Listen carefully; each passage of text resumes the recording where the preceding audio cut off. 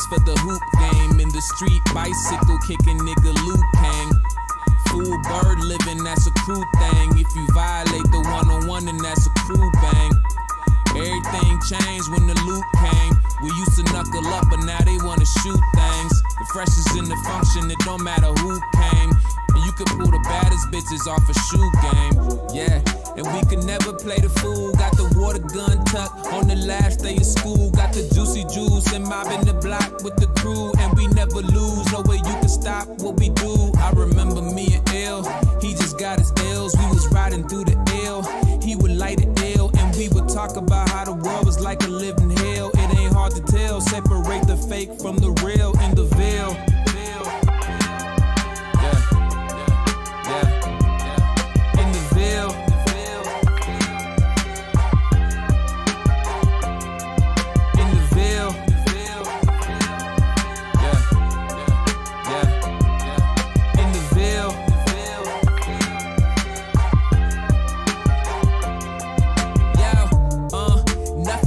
Nothing given, small town, but we was the coolest niggas living. We was chasing hoes while we was trading clothes. We went from nigga knocking doors to doing kick doors. Yeah, when you a young nigga, anything goes though. Yeah, me and BZ used to wear the same clothes though. Yeah, me and Chichi used to open up the clothes though. Yeah, we and Bonnie Doom where you can get your nose froze. Yeah, niggas off the bunch, pocket full of no-dos. Yeah, if you ain't getting money, you can't even go nowhere. You don't know nobody from the murk, you don't go there. You ain't tryna get murked, then don't lurk round here. Yeah, but times change when you look up. Remember when we used to hit Brook for the hookup. Remember I would cook up my flows and my book up just to build my confidence to have these niggas shook up. Cause you know where I was spinning the beat. At the lunch table, knocking Timberland beats. I've been in the industry, plus and I've been in the street. We grew up to be the niggas we pretending to be in the Ville.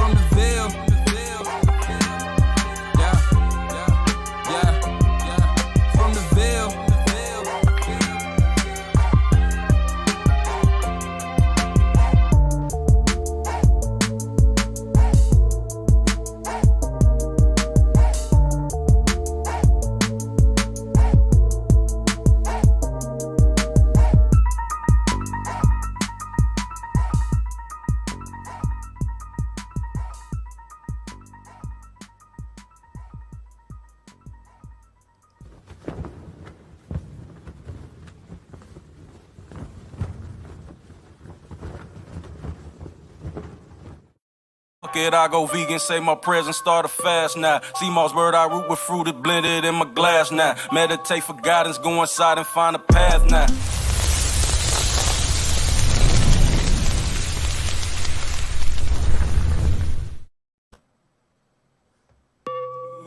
We can't even leave the house without a mask now. Fuck it, I go vegan, say my prayers and start a fast now. Sea moss bird, I root with fruit, it blended in my glass now. Meditate for guidance, go inside and find a path now. Then a nigga 12, he better save and fix his credit score. Prices about to drop on real estate, it's time to flip and go. On the Trump and Gates is trying to fuck us in a figure four. Keep your family close and keep your pistol on you really though. Read between the lines, this virus meant to make us separate. Knee been on my neck for way too long, it's time they reparate. Got social anxiety, so hourly I medicate. Been needing my distance through computers, I can feel a hate. Niggas scared to death, but I trust Elohim and feeling great. Niggas scared to die, but when it's over, you can't run away. I'ma love my wife and take my daughters and my son to play. Still thinking of Cynthia, that pain won't ever go away. Waking up with purpose once my curtains get a peek of light. Living with regrets, a couple secrets, I can't sleep at night. Public enemy, cause I won't follow or believe the hype. Blinded by success, but still I'm Stevie with the key to light. Love myself to death, so fuck your follow, I don't need a light. Born with intuition, fuck a pastor, I get free advice. Think they bout to chip us like a phone and that's a free device. Vaccinate my baby so they take them back to reading right. Let me talk about it, I'm getting to it, I'ma do it, let me talk about it. No sitting still, I'm with the movement, they just talk about it. I'm tired of marching, man, it's time to fucking be about it. People doubting Rio, but I do it while they talking about it. No sitting still, I'm with the movement, they just talking about it. She want the dick, I give it to her, they just talking about it. Cause on my mama, motherfucker, I'ma be about it. Facts.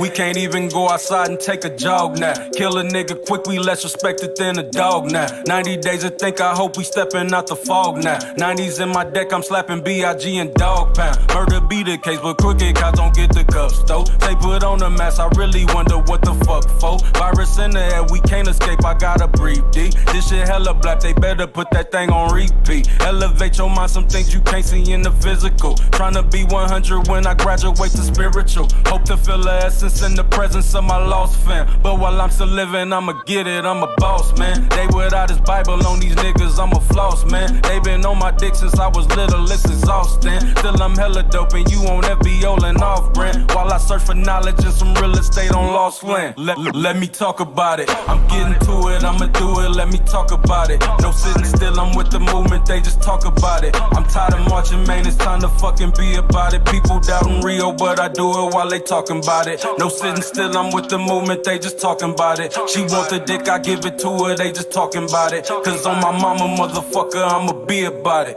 Facts. Let me talk about it. Cause on my mama, motherfucker, I'ma be about it. Cause on my mama, motherfucker, I'ma be about it. Be about it. Let me talk about it.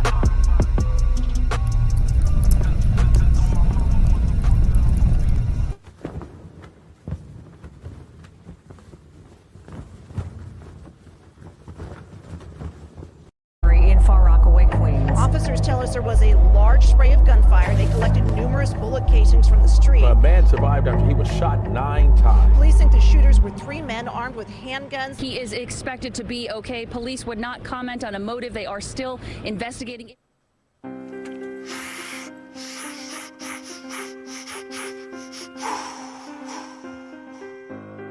It seems. There's been a lunge horn in the sand. Go crazy, AG. Amen. Yeah, this shit'll keep playing around with my conscience. I gotta rewind the moment. How the fuck niggas creep through the hood, middle of the day, nobody stroking. How? Sound like a setup to me. Tupac in Vegas, they wet up the V. I come from the jungle, was let up the tree. You better come better, you checking for me. Now shots got me feeling like 50. Know they upset, want to do me like Nancy. I'm from the streets, too temperamental. Might double back on the 60. Overcase, hope the camera don't click me. Couple killers, they wanna assist me. Coco calling on shit like a gypsy. Percocet got me feeling no mixy. Ride for my dog, so imagine the left of the man in my mirror. Ain't for his mouth, like it up close. I shoot the switch like a swisher. Extended my hand to my niggas. Would've gave him a lung or a liver. Couldn't swim, would've jumped in the river. Had no food, would've gave him my dinner. No cap, man, this shit get deep in the rap. Run through the fence, I put clothes on his back. We standing right there when the nigga got clapped. You not gonna give up the nigga that clapped. Cool, you know I don't play by the rules. Hollow suits, let him stick to his fool. Tattoo gotta cover the wounds. You got away, I just thank God I made it another day. I've been thinking like, what will my mother say? See no evil, I'm looking the other way. We at war, but it's not in the brother way. When I catch him, I promise a closed casket. Brody be calling me old fashioned. Rockabye baby, then toe tag him. LWP in his dope platinum. 4 in the arm, 2 in the stomach, 1 in the chest, 1 in the ass. Just got a name, we on his ass. We went through my thighs, still in my abs. And baby, forgive me, I've been on the road. Cause you keep on talking relationship goals. I married the money, I'm out of control. I feel like a stripper, I slide with the pole. Blood in my eyes, murder she wrote. Only we on it the gangway. Extorting these rappers, send them to clap and hope we don't go out like Treyway. Don't forgive me, emotions I wear on my sleeve. This codeine is kicking, it's just in my spleen. This 42 big, it don't fit in my jeans. And you know these shits is a Mary. Swear this shit is about to get scary. Think about it, I think Bloody Mary. I'm a lot to my door, not to worry. Rappers said do him like Jason Terry. FBI trying to shovel and bury. Know I'm coming and flurries. Ain't stopping till I know the picture is clear. Shot in the head, watch the blood out his head. Run up again, nigga, I double dare. Fuck what you promise, my nigga, I swear I'm embedded in this, I'ma play to the death. Leak in the stomach, she catching her breath. Last of a breathe, only one left. Look to the heavens, I need some rest. Matter of fact, nigga loaded the good, trying to stretch him. Do me a nigga like Conway. And that's no disrespect, shout out Griselda. I done been shot more than Conway. Dirty Harry, I do him the long way. But for sure, rather go to Saddam way. Through the wire, I'm feeling like Kanye. Baby boy, eat them shit like an entree. Refund, I turn this shit to a threesome. I up on the broom and I sweet son. Flesh on my lead son. I put that on my mother, my brother, my sister, my cousin. You bugging, you think I ain't coming? Don't make that assumption. It's not for discussion. Turn was to what wasn't. Can I forget it? Amen.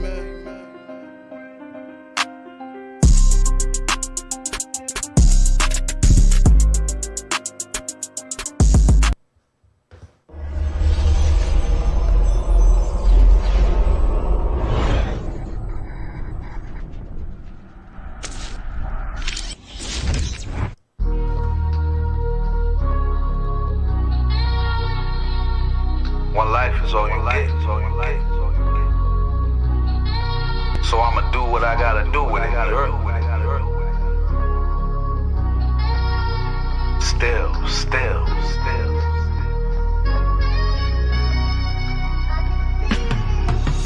Still got New York City on my back. Still putting Far Rockaway on the map. Still never leave the house without the strap. What more can I say? God made me like that. I still got New York City on my back. Still putting Far Rockaway on the map. Still never ever leave the house without the strap. What more can I say? God made me like that. These niggas couldn't survive my era. Don't matter what you reppin', we was riding on whoever. I gotta speak in past tense, yeah. So the feds don't harass him. Ask them, we was young and wild, life of crime, all we knew. If I ain't have $1, I was taking it from you. Fuck school, shit ain't teach us nothing anyway. When it come to getting money, I done got it many ways. Plenty days, many nights. It was either go to bed hungry or go outside and risk life. And that's what we did. Some of us seen bids. Some niggas couldn't take the pressure, sang to the pigs, such a shame.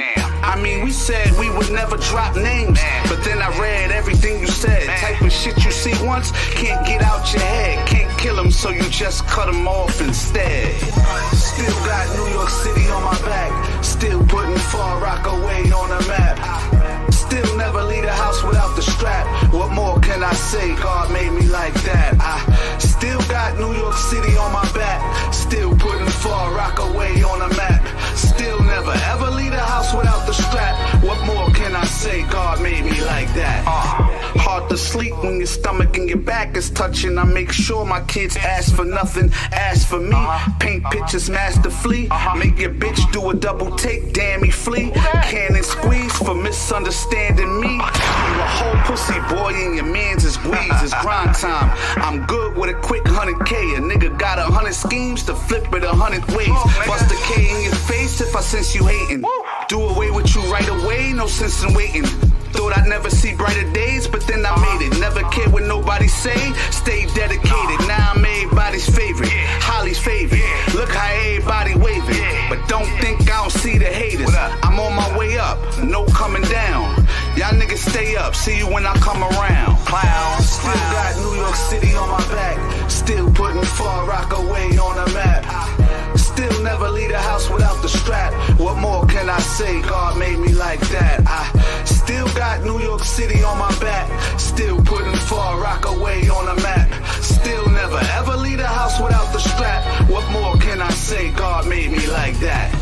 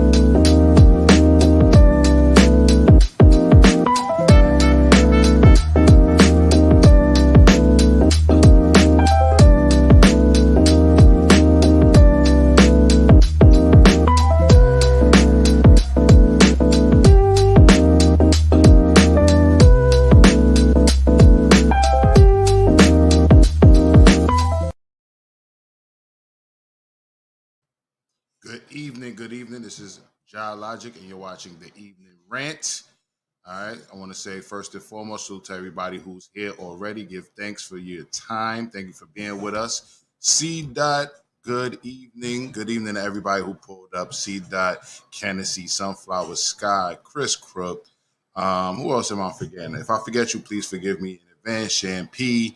Yeah, if I forgot you, please forgive me. But thank you all for, spending your Friday evening with us. And see that you will be up here on the Evening Rant soon enough. Don't think we forgot about you.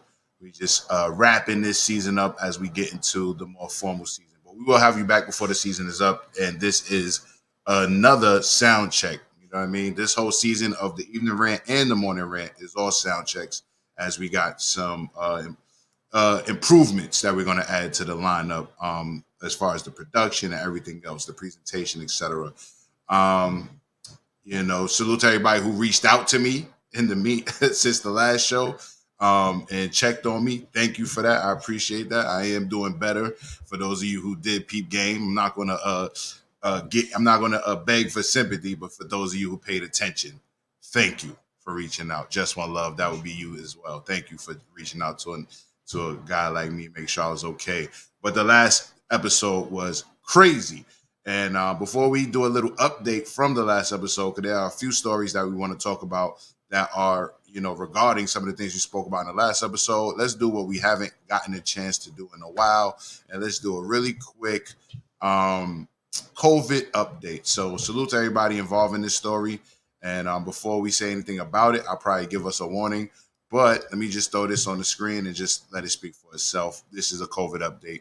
Family plans to file civil suit after daughter with Down syndrome had face mask tied to her head in school. An update tonight. A family's face mask claim is being put under the microscope after getting nationwide attention. They accuse a school in Brevard County of tying a mask to their daughter's head. Yeah, the little girl has Down syndrome. Fox 35's Christy Kern is live in studio. So, Christy, you were able to access this new report from the police investigation. What did you find? John Luani, that's exactly right. It is a very, very lengthy police report. It's almost 35 pages long, and it details exactly what happened that led to the girl having a mask tied to her face. It found no crimes against her, but now the family is planning legal action.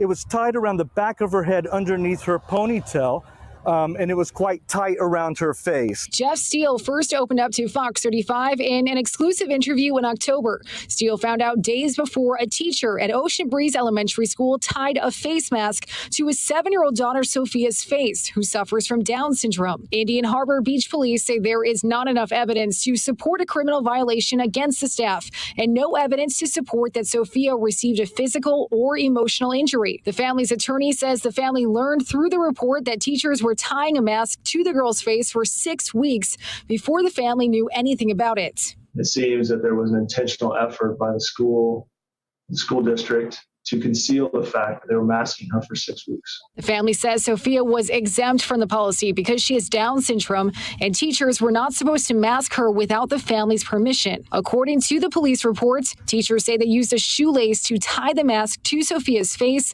to keep it from falling down, which is the recommendation they found on the Down Syndrome Resource Foundation's website. And perhaps, maybe they had the best of intentions, but it was just poorly implemented and caused Sophia grave danger. Well, the parents do not want anyone in jail, but their attorney, Nick Whitney, tells us they do want the district held accountable, which is why they plan to file a civil lawsuit against the school district. All right, so I think we heard enough. I do want to get the feedback from the audience and our panel. First, I'll just read some of these comments since it's not too many. First off, salute to the Rose Show. Good seeing you. It's been a while. Kennedy said, that's some wild shit. Why not homeschool the kid? Good point. Kennedy also said it's a money grab. I'm going ahead and agree with you. And C-Dot says, I'm too childish for this story. And before I bring my panel on and any of us say anything too crazy in regards to this story, let me just get this out the way. Warning. The opinions expressed in this program are those of the presenter in their current state of mind, which they have the right to change at any given moment. The iRant Network and the members of the Ranters Union are not responsible for any claims made. All opinions and train of thoughts are welcomed here and protected by the First Amendment and the Ranters Union. All commentary, criticism, news reporting, research, teaching, and or scholarship of copyrighted material is protected by the Fair Use Act under Section 107 of the Copyright Act of 1976. iRant Network and the founder of the Ranters Union, Logic, aka Mr. M, recommends that you take what is said and do your own research. Read a goddamn book and form your own opinion. Furthermore, listen carefully to the Ranters rant and debate their opinions and form your own conclusion. Thank you for watching this member-supported program, powered by the Ranters Union and produced for the iRant Network. Good day. All right, now that we got that out the way, I want to bring on my panel for tonight. My guy, Professor School, you know him as Schoolboy, Casey Gain, aka, excuse me, a little tongue-tied, Casey Gain, aka MC Mighty Casey, and of course, Vanessa Smiles. Salute to the panel. You're all on now, all right, just so everyone knows. You're on the screen. I see V talking to her Instagram. All right. Tell Instagram to come to YouTube, V. Tell them to come to YouTube. I literally just turn it off. So what I do is I'll put it on for the first couple of minutes of the show. I put youtube.com/The Ranters Junior. I let these niggas know where to go. And then I shut that shit off because you don't get everything for free. No, I get it. I get it. I definitely get it. My pussy's not for free. Yo. No. So quotable. Really quick, your audio sounds a little bit muffled, just so you know. So just double check that you're coming from the mic. Oh, yeah, it might not be coming from the mic. Hold on 1 second. I'm not sure. It just sounds a little bit. I could be wrong. Yep. Why my box if it's not going to be connected? Teddy Riley on fleek. Here we go.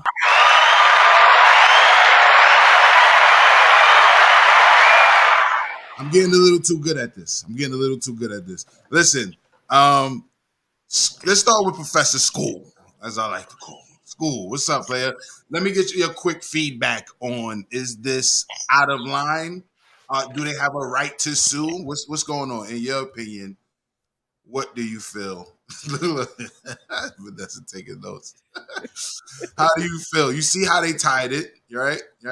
Your mic is definitely on, Teddy Riley. You see how they tied it. Were they wrong? Well, you have daughters. Not, you know what I mean? I think the Down syndrome is just a extra push for sympathy, if you ask me, right? Or extra push for an excuse and or sympathy from either side. But I think that, personally, let's just look at it as if it was just a child, right? As, a shoestring tied to their mask, tied to their head. Would you be upset as a parent? Nah, I wouldn't be, honestly. I mean, he's saying like they put the child in danger, and I'm trying to find out how. It seems like as far as masks go, I've worn masks before. After you wear them all day, the back of your ears be torn up. Right, that's another part. This child doesn't have that problem at all. And the people around this child don't have the problem of the child being a regular child, which most children are fucking disgusting. Well, I would assume that this child, is similar. 7 years old. Kids are like touching everything, and they don't care. They're not washing hands like that. So yeah, that's what's happening.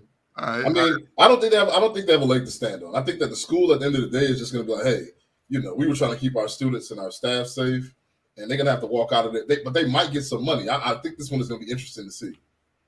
Well, I agree with you, and I agree with Kennedy with it being a money grab. And I feel you, man. I feel like because of the Down syndrome situation and it being a 7-year-old and them being white, and in Brevard County, where is this? Is that?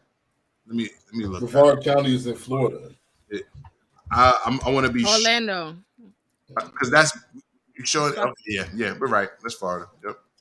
Yeah, man. So, but there is a Brevard in North Carolina, but Brevard County is U.S. County in Florida. So with it being in Florida on top of that, right? I feel like they're going to get some money.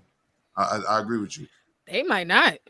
They might not really get no money. Like y'all said, I agree with Kenneth C. Williams about this being a money grab. And this actually really hits home to me because I did have a little brother who did have cerebral palsy and Down syndrome. And as a family, we did struggle with schools oftentimes being, dismissive of him crying or not strapping him in the proper way or just a lot of these things, just not being inattentive. But the only thing that I give kudos to these teachers here is they actually did research on the proper way to put this mask on this young girl. They didn't just say, "Oh, nobody just said, let me just get the shoestring and just put it on her." They weren't careless with that. So that's why I feel like the family, they might be low-key reaching just a little bit because it's not like they just carelessly did this. Now you got teachers out here cutting little girls' hair and you got teachers body slamming black kids on the floor and stuff like that. We know what masks are. We know that masks are required now. I think that the family is kind of reaching, and because they're white, that's why we're even talking about this. Because a black person probably would have been immediately dismissed. They're like, "Miss, it's on the website. That's what we do for Down syndrome kids. I don't know what else you want, but Nah, you got to take it up a step. See, he's a lawyer, so he's getting away with it too. On top of that, he's a lawyer, right? But they would have been like calling CPS on these folks, like, "Hey, they don't want to put a mask on their kid in school." Like, I don't know, Right. That's true. If it was they would have flipped that shit on a black person. That's an extra measure. Right. But you know what? I'm glad you said what you said because it definitely, like you said, it's on the fucking website. It's on the website, right? They say Down Syndrome Resource Foundation website to be exact. And they say using a hair clip / toy makes it more fun. Using a headband and button prevents elastic from putting pressure on the ears. Shout out to Schoolboy for that point. And then lastly, they say using a shoelace / drawstring prevents elastic from putting pressure on the ears as well. So, I don't know. Casey, what's your thoughts, brother? You're on Teddy Riley. Your mic. It's a more systematic of these people using COVID as a way to force people to put masks on, then it's force you to get jabbed, and it's more and more jabs. And these people, you got a little girl and these kids want to be free. We've already seen, according to the data, they're saying it's very hard to get young children to get COVID. Not seeing too many cases of it. You know what I mean? And it's the time these kids need to develop their immunity system. And I think it's more totalitarianism for the government. I hope they get a lot of money to have their kids to be forced to wear masks or forced to do anything. It's just getting too crazy, man. And I think a lot of these people are just using COVID as a way to force kids to do anything and force people to think they need to live in a world where they got to be forced to do stuff by the government. And it's bothering me a little. I hope the family gets money. So if I was a teacher and I didn't want to get sick and I didn't want my children in my class to get sick, I would be working on behalf of the government? Yeah, I think that's how they get you with the fear. It's like, oh, you're going to get sick even though you don't know because you might be contagious, but you're not contagious, but you're not. But you got to fear this next person because they're not vaccinated or they don't have a mask. So you got to be so scared. And anyone who won't comply is going to be a big threat to everybody and they're going to get us all sick. And I think that's the kind of paranoid mentality they want you to kind of have. And you got to be dependent on the government. Oh, dependent on the big pharma to get these vaccines. And it's like, yo, I feel like you just got to let it rock. You know what I'm saying? Like, let these kids.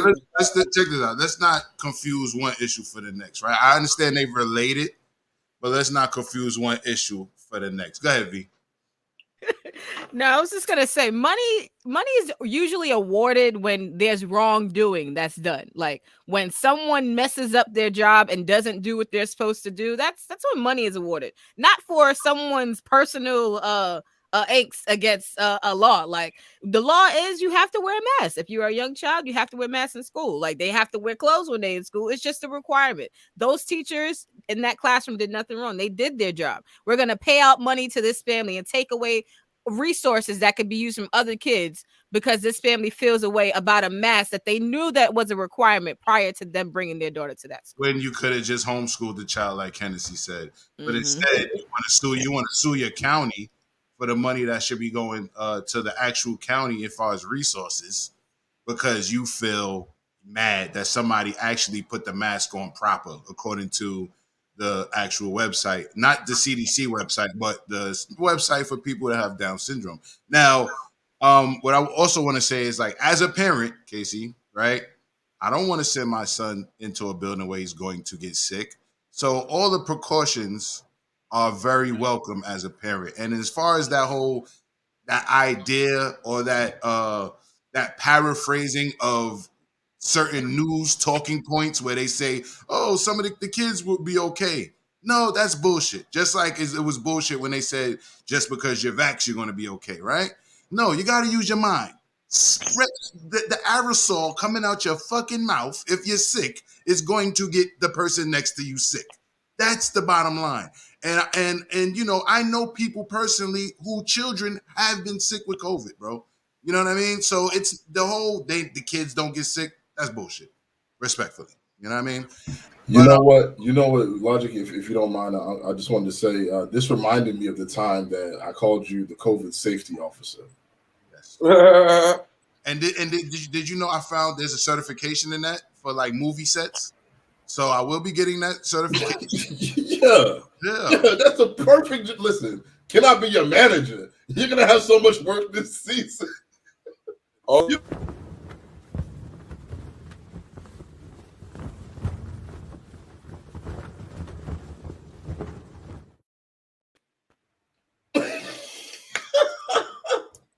COVID safety officer, of the world, Craig, of the world. And I have it. I'm not talking bougie. I do have a manager already. I'm not gonna hold you. I did retain a manager since my clientele got a little better in this past pandemic. But I will talk to her, see if there's some wiggle room for like a booking agent, something. You know what I mean? I will try to get you in there. You know what I'm saying? And at very least, I'll put you on the website as a testimony of how I do on the production set. You know what I'm saying? Everybody, I still have my footage of my COVID testing. you were already putting it in motion. and give me my props. Once y'all tested negative, I gave daps and hugs. Did I not? Yes, you did. You did embrace us, but not before. This man needs a staff of at least 3 people to make this operation happen in any environment. Between 3 to 10 people. And I'm thinking about becoming a special. I already playing special events, but I'm thinking about adding that into the mix, right? Yeah, I think I'm playing. I'm serious. I'm serious too. Like somebody who can plan your event with that COVID safe. You know what I'm saying? Because to me, it's common sense, but common sense ain't that goddamn common. You know what I'm talking about? So let's run through the rest of these comments. Kennedy said the parent's going to be in trouble and go to jail for child endangerment because of disability, and they trying to profit. I don't know if it's going to be that serious, but I don't know. Salute to my guy, Ant Team Smoke, for pulling up on us. I appreciate you, brother. Kennedy also says, I wouldn't let schoolboy Tangara's ass manage a gun. And what does that have to do with anything? I don't know. I think he's just dropping bars. Mr. Jones says, so what? The pressure that has the shoe tie to wrap on the mask. So what's the pressure that has the shoe string tied to wrap on the mask? Basically, as you know, masks there's a lot of room for air and aerosol to come in and out of most masks, right? I need to do a training video too. You're doing one right now. This is perfect. Tell us more about the aerosol, sir. Go ahead. So the aerosol goes down. The aerosol that's very contagious gets as little as 0.3 microns. 0.3 microns.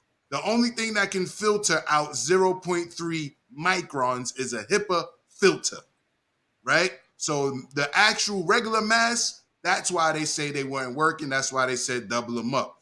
They didn't mean just wear 2 masks. They meant have one that puts the pressure around the outer layers that where the aerosol can come out and in.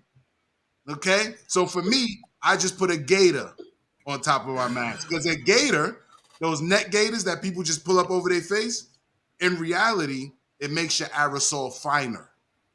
So it doesn't replace a mask. So what you're supposed to do is, if you're going to wear a gaiter, just use it to tighten around the mask. All right, so that's the issue, Mr. Jones. A child, especially a 7-year-old child, is not going to be paying attention to those nuances, and they're going to want to keep the mask on and keep it as fit as possible. There you go, sir. Logic need to be COVID Marshall Bill coming. Let me show you something. You have the one mask here, the COVID comes here, and then now the COVID's everywhere. Exactly. Sunflower Sky says, number one, why was there not a conference with the parents to discuss the issue before any procedures were used with this child? I'm gonna have to agree with that. You should let the parents know what your plans or intentions are. Kennedy says, V would give me COVID just to prove I'm cheating. Damn, she low down. I gotta be around her for 2 weeks.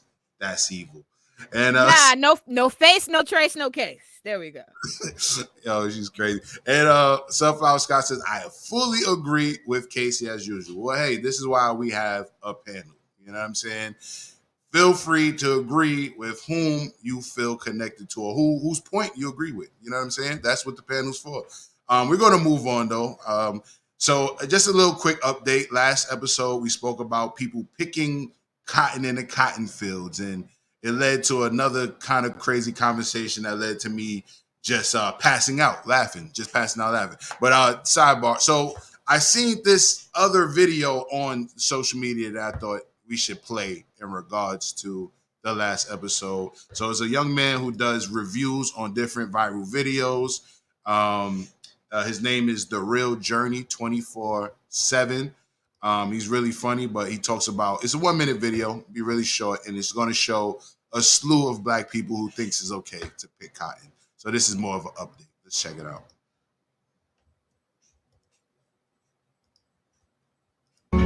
Boy, ain't no way, boy.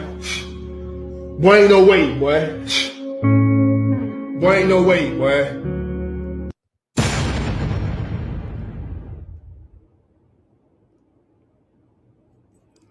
Listen, man, listen. You in the field picking cotton with a smile on your face? You down bad, my boy. I ain't even gonna get into it. You not about to make me mad. You want to be like that? Go ahead, my brother. I ain't even. You feel me? I'm gonna let you, grown ass man. I'm gonna let you do it. I ain't even gonna say nothing. You mother. All right, man. Listen. Let me know in the comments. Let me know what y'all think. All right, so I just wanted to bring that up for the simple fact that we thought it was we didn't think it was common that black people were out there picking cotton. Steph told us a story of sometime he was in school and his teacher actually had him in his class picking cotton. And then now we see this video of this man literally picking cotton with a smile on his face, just like the young man said. And there you go. Cheesing. So, I just thought, I bring that up. I just thought it was relevant in regards to the last episode. So that's an update. I guess there are black people out there who are pressed to go viral for picking cotton. You know what I'm saying? There was niggas cheesing during slavery too. I mean, Well, I want to say this, right? In school story, the part that really made me just get up from my desk and just have to go to the side and just work it out, right, with the laughter and shit, was the fact that it was a point in time where the guy had to realize after his thumb got cut off and he went back to slavery that he had to realize that it wasn't for him. You know what I mean? Like just the delivery. No, do you think that he realized when they brought him back, or as he was escaping for the second time? Or do you think he realized after the thumb? According to the story, he went back to work and he was in pain. And that's when he realized slavery wasn't for him. After he had his thumb cut off and went back to work. So it wasn't really even the thumb being cut off. It was the fact that he was in pain at work now. And they probably didn't want to give him a break. Yo, listen. Cigarette break and shit. Right. In 2021, you know what they're going to give you for that shit? Extra strength Tylenol, my nigga. Oh. That's what you're getting. And a fucking Band-Aid. Go sit you down gotta somewhere. beg these doctors for pain medicine nowadays anyway.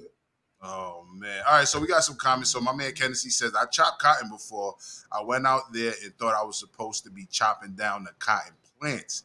They was like, chop around that shit.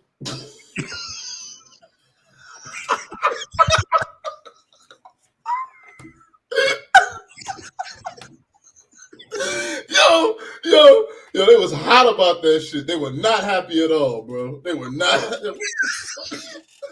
Yo, I've been there. Tennessee, I've been there. I used to be a landscaper. Bro, Ain't no cutting corners around here. I used to be a landscaper, and they kept getting on me about these like weird ass weeds that have been growing for so long because nobody had been to the property in a while that they looked like trees, but they were weeds, right? Right. They kept telling me, yo, getting on my ass about, yo, make sure you cut these down, okay? So I get to this one property and I see something that looks similar, and I cut it down. And the next week, my boss was like, hey, when you go out to the miller's house, did you see like one of those weeds out there I've been telling you about? I was like, yeah. I was like, yeah, I did. He was like, did you cut it down?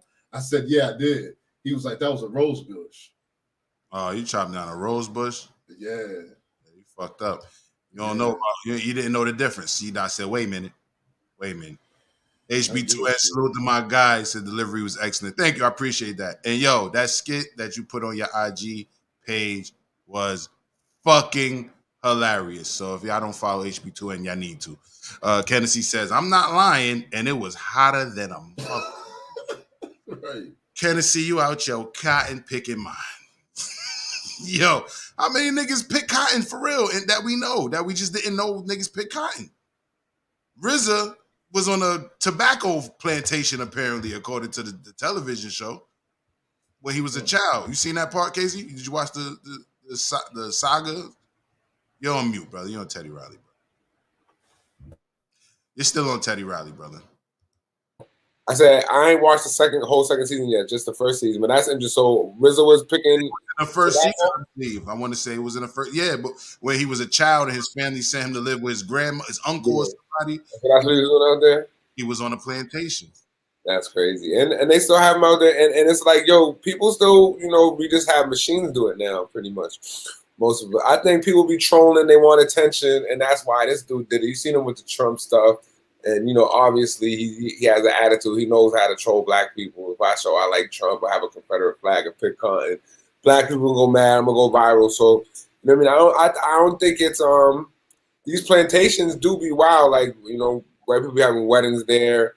There's still like this kind of nostalgia to this old heyday of Gone with the Wind slavery. But I think it's when people do that there, I think they're just really trolling, and they know these things because they're so connected to slavery, and slavery is a sensitive point with African Americans, so they know they can get a reaction if they pick cotton, especially if they smile while they're doing it, so they look like a real coon. You know what I'm saying? So, but yeah, horrible. Yeah. Ancestors turning in their grave. The wacky world of OTV says, "What's up, everyone? Salute to you." I only see that person when Casey's here. That's your fan right there. That's one of your fans right there. They only pop up when Casey's on the panel. But also, we spoke about what led us into that conversation was the immigrants. We talked about immigrants or migrants that were that were used for basically slave labor. 20 cents a bucket, I believe it was. They said 20 cents a bucket. You know what I mean? Okay, it says John Logic School v. Smile and the Honorable Mighty Casey. Salute, Wacky World. Salute. Just for love, salute.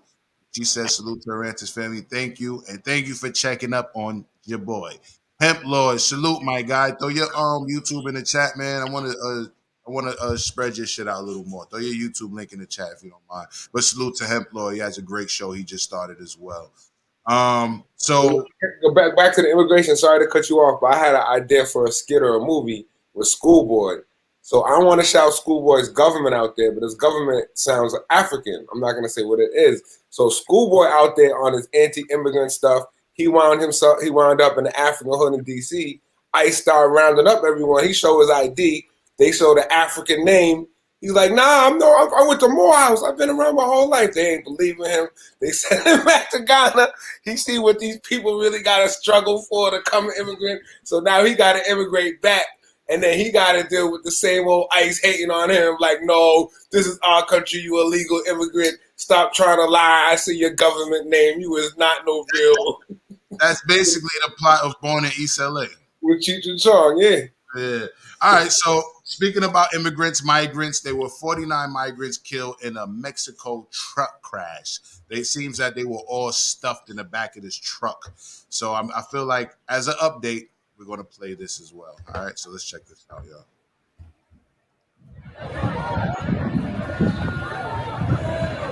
So this is in Mexico. In the back of that truck, it was carrying about 49 plus immigrants. And in the truck crash, they all died. Like 49 of them passed away. So I just wanted to throw that out there as an update, you know.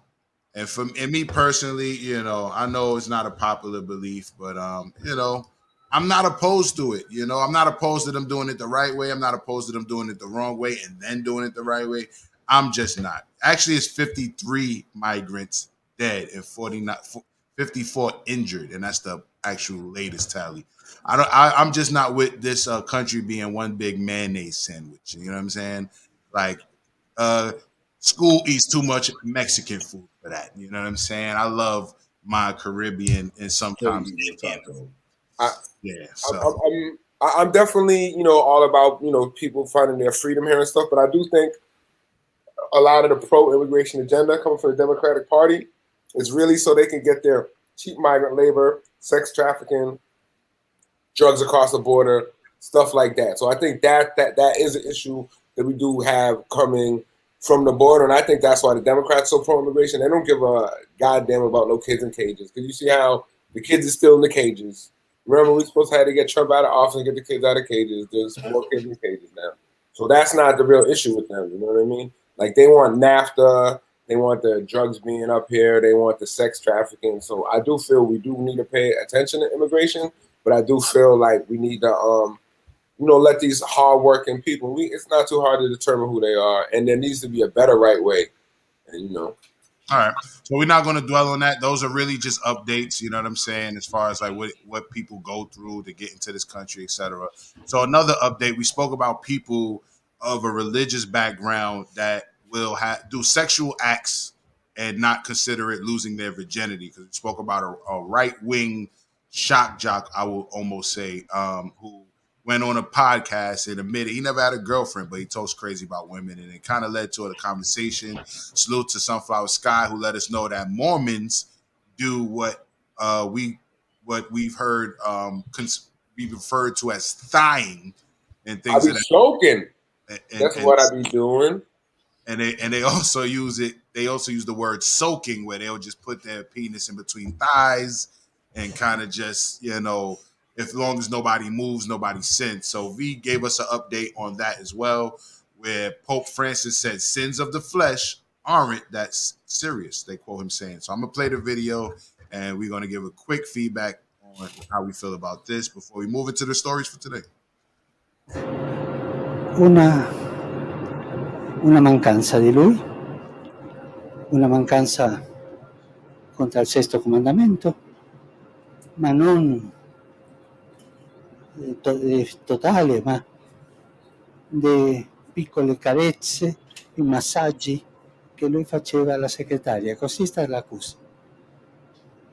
Questo è peccato, ma non è dei peccati più gravi, perché i peccati della carne non sono più gravi. Does the Pope read the Bible? Does this nigga know that they say in the Bible no sin is greater than the next? But let me just play. I peccati più gravi sono coloro che hanno più angelicalità, la superba,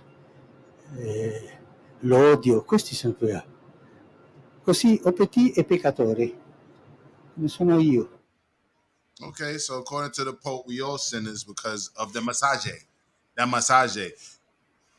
Yeah.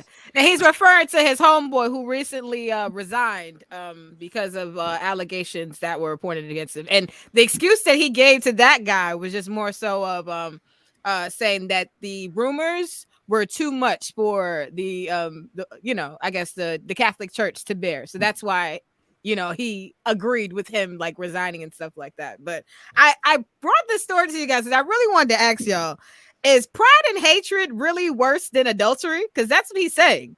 He's saying that, adultery, it's not the worst sin, but pride and hatred is much worse. So I wanted to know from you guys what you guys think. And this man is 84 years old. He's lived a full life for the most part. He has some more living to do, but his perspective, I feel like, also could be following with the times now. There's a lot more people and a lot more loose relationships. A lot more people are candid about sex more now than ever. So is he changing the Bible to help people today? I go on the record at first and saying yes, but that's not far fetched for the Pope and them, right? Because not to get on anybody of anybody's belief, but the Catholic Church, compared to the Black Church, they're really liberal. You know what I'm saying? Like the Catholic Church, you go there for 15 minutes and say, Hail Mary, and you absolve these sins and shit, right? But the Black Church, you got to give some money, you got to sing a lot of songs, you got to do a lot of prayer, you got to go to Bible study, you got to go during the week, you might have to fuck the pastor. There's a lot of things that go into Black churches getting. You know what I mean? Getting being absolved of your sins. I seen a video clip the other day where there was a pastor. So it might have been one of the ranters in one of the ranters chats where they sent it, where it was a pastor that was spitting on the members of the church. They were coming up for healing, and every time that one would come up, the pastor would spit on them. You know what I mean? So we're too creative for that shit. But if you're gonna take the Bible literal. School, take it away. If you're going to take the Bible literal, am I wrong for saying that no sin is bigger than the next? Is that what the Bible says? Do you recall that part? Yeah, I mean, I believe that's what it said. I don't remember exactly where, but I believe that's the case. Yeah, because the whole point is not to sin, not to try to sin less than somebody else. Okay. Yeah. But my opinion on this is that when he talks about sins of the flesh, my own moral perspective, whatever consenting adults do, you know what I mean? If you're 18, over 18, if you're married and you cheat on your wife, so what? Who am I to judge? You know what I mean? If you're gay, if you have multiple partners, if you get head, if you do sodomy, if you do any of this stuff in the Bible or whatever, because I'm not framing my morality. What about anal? What about anal? Whatever, bro. Whatever they do. My issue does come with the Catholic Church and other people when it becomes with minors. You know what I'm saying? Or non-consenting. And I believe with the Catholic Church attitude towards homosexuality for so long, they've allowed a lot of these priests to come in and fester it, and then they've kind of hidden all these sins. So these are the real sins of the flesh. I don't think people having premarital sex is a sin of the flesh. Maybe it says so in the Bible. And in terms of like one sin should be greater than the next, I think murder is way worse than adultery. You know what I mean? I'm not necessarily, I don't have no role in the Catholic Church. So I think there are some levels of sins. And I do think if religion really wants to, because people is fading away. Like there's lots of Mexicans and Africans and Central Americans who still Catholic. But in general, Catholic Church losing people, man. You know what I'm saying? Like they need to be less judgmental, especially off what people do in the bedroom. You know what I'm saying? Like let people be gay. If someone want to cheat on their wife, let them cheat on his wife. If they have an arrangement, they might have an arrangement. But that's not. And we really need to think about like stop killing, stop stealing. I don't mean to cut you with short. I don't want you to go too long either. I just want to say this real quick. But that's kind of what V was saying, right? She was saying, aren't they changing with the times? Like for him to come on national television and say, massage with your secretary is okay. That's what he says. He says something about massage secretary. To give your secretary to give your secretary a massage, he's basically saying it's not a big deal. So is he changing with the times? By saying I think so. And he's been this Pope is somewhat progressive.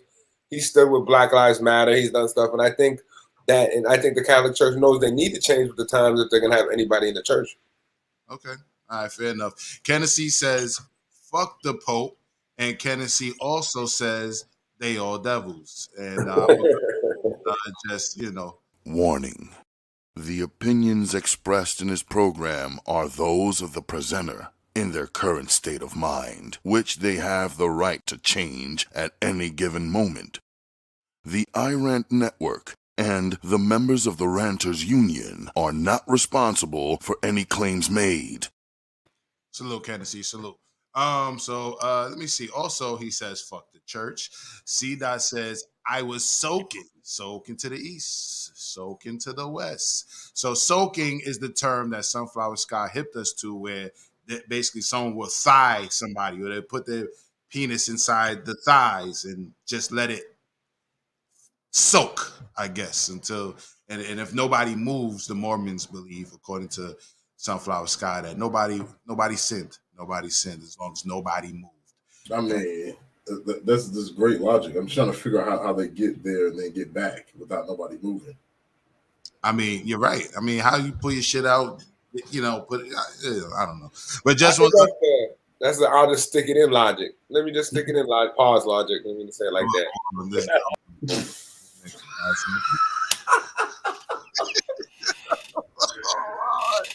Warning. The opinions expressed in his program are those of the presenter in their current state of mind, which they have the right to change at any given moment. The iRant Network and the members of the Ranters Union are not responsible for any claims made. Clarify statement, sir. I was using logic like that's the frame of mind. So it's like the frame of mind, like a guy might say, hey, I just want to put the head in. You know what I'm saying? He won't and try and get the girl to let him put the head in and convince her it's not sex. He might say that. Logic. Not I just want to stick it in. Logic. Just quit while you're ahead. Quit while you're ahead, man. All right. Salute to Casey. This whole show childish as hell, man. That's crazy. Childish.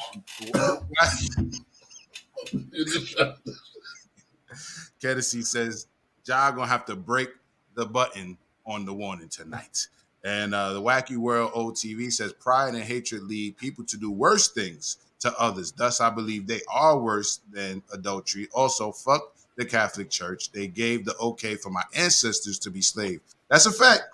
That's a fact. They actually made people who were enslaving indigenous and or Africans, they let them to believe that they were morally right and spiritually right, because the indigenous and or Africans were said to not have a soul to be saved by the Catholic Church. Fun fact. And De las Casas was the first guy to fight back against that, hence him receiving the name the Savior of the Indians, which is still a bullshit name, white supremacy in itself, right?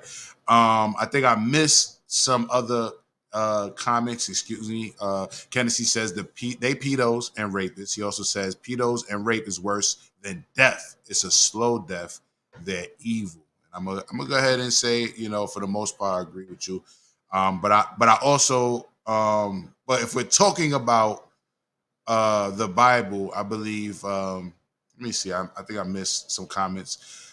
HB2, I'll get to your comment when V come back, but I believe that it was Just One Love who also agreed or said that the Bible believes that no sin is bigger than. Okay, there it is. A sin is a sin. There are no levels in hell. But actually, even though they say that we could say there are no levels in hell, some of the people who are said to be the first people to document what hell is, they believe there are levels to hell. You know what I'm saying? If you go into the creation, if you will, of the story of hell being written, there supposedly are different punishments for different things in hell. But don't let me get deep on y'all, because I'm not very well versed in it as I used to be. But I know some people who are and might come on the show eventually. Let me see. Okay, so Sunflower Sky says Mormons say you must pay 10% of your income. I think all Christian, churches say that, and I don't know if Mormons is a sect of Christianity, but most Christian churches say 10% of that, and I think we spoke about that in the past as well. And Sunflower Sky says now she's singing the song C. Dot. All right, and Sunflower Sky is also keeping count of our warning count today. Salute. And let me see. Kennedy says, I told my Mexican baby mama and her family, the Catholic Church pedos, and they got mad at me. And when we got our children baptized in the Catholic Church, she cried until I took her out of the church. That's interesting. That's an interesting story. You know what I'm saying? And I'm not sure when V is going to be able to make it back to the screen. But before we move on, honorable mention to my guy HB2N, who says, I can see V being an amazing pastor's wife. I can see that too. You know what I'm saying? Almost forgot my guy Mills Lane. Salute my G, says the Pope is reading from the book of 12 Plagues, written by the prophet Robert Kells.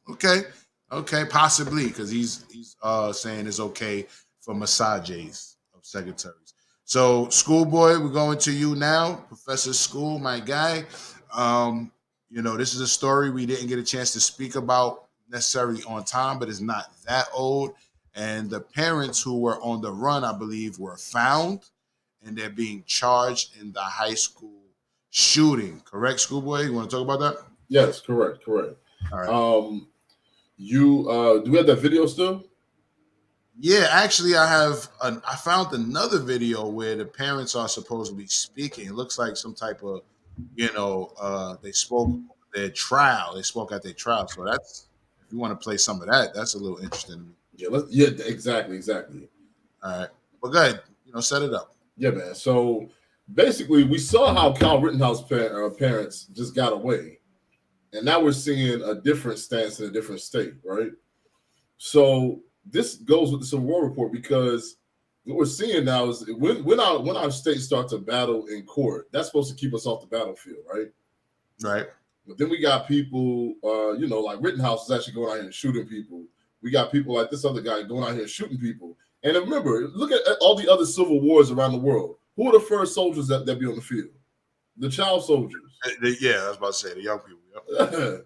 That's what happens. So it is what it is. I mean, I think they definitely should do time. Maybe that could be a deterrent. For $100,000 if this court believes it needs to be more. What we're looking at is, pardon me, brother. You're good. What we're looking at is these folks just testing the waters, because that's what they do. So I hope folks are getting really serious about these provisions that they need to make. All right. Well, I think I got to a part. This clip is from their Zoom trial. It's pretty. I ain't gonna front. It's a little funny seeing people be on Zoom and in jail. That's kind of a sight, because if you look at the top left of the screen, their parents are in jail on the Zoom call. So let's see what they got to say. Damn. And mandatory DNA testing. I understand. Do you understand in count 2, you are charged with the death of Tate Meyer for the involuntary manslaughter, which is punishable by up to 15 years in prison and or to a $7,500 fine and mandatory DNA testing. I understand. Do you understand that you are charged in count 3 for the death of Hannah St. Juliana with the involuntary manslaughter, which is punishable by up to 15 years in prison and up to a $7,500 fine and mandatory DNA testing? I understand.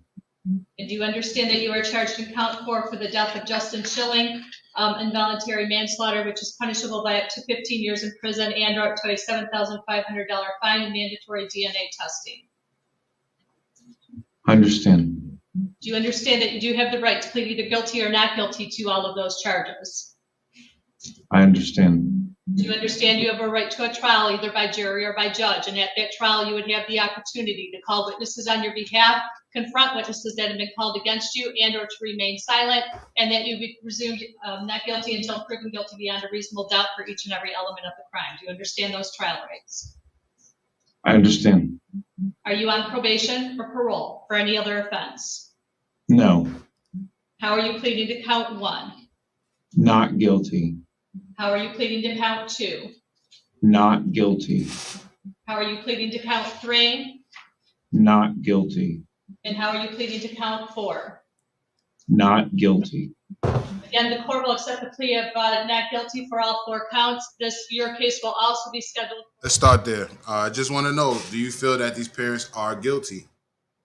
I'll start with you, School. It's your story, man. Go ahead. Yeah. Imagine, you got kids and that's your children, and they do something like that, and now you got to go to jail because your kid shot some shit up. But didn't they help him get the gun or some shit like that?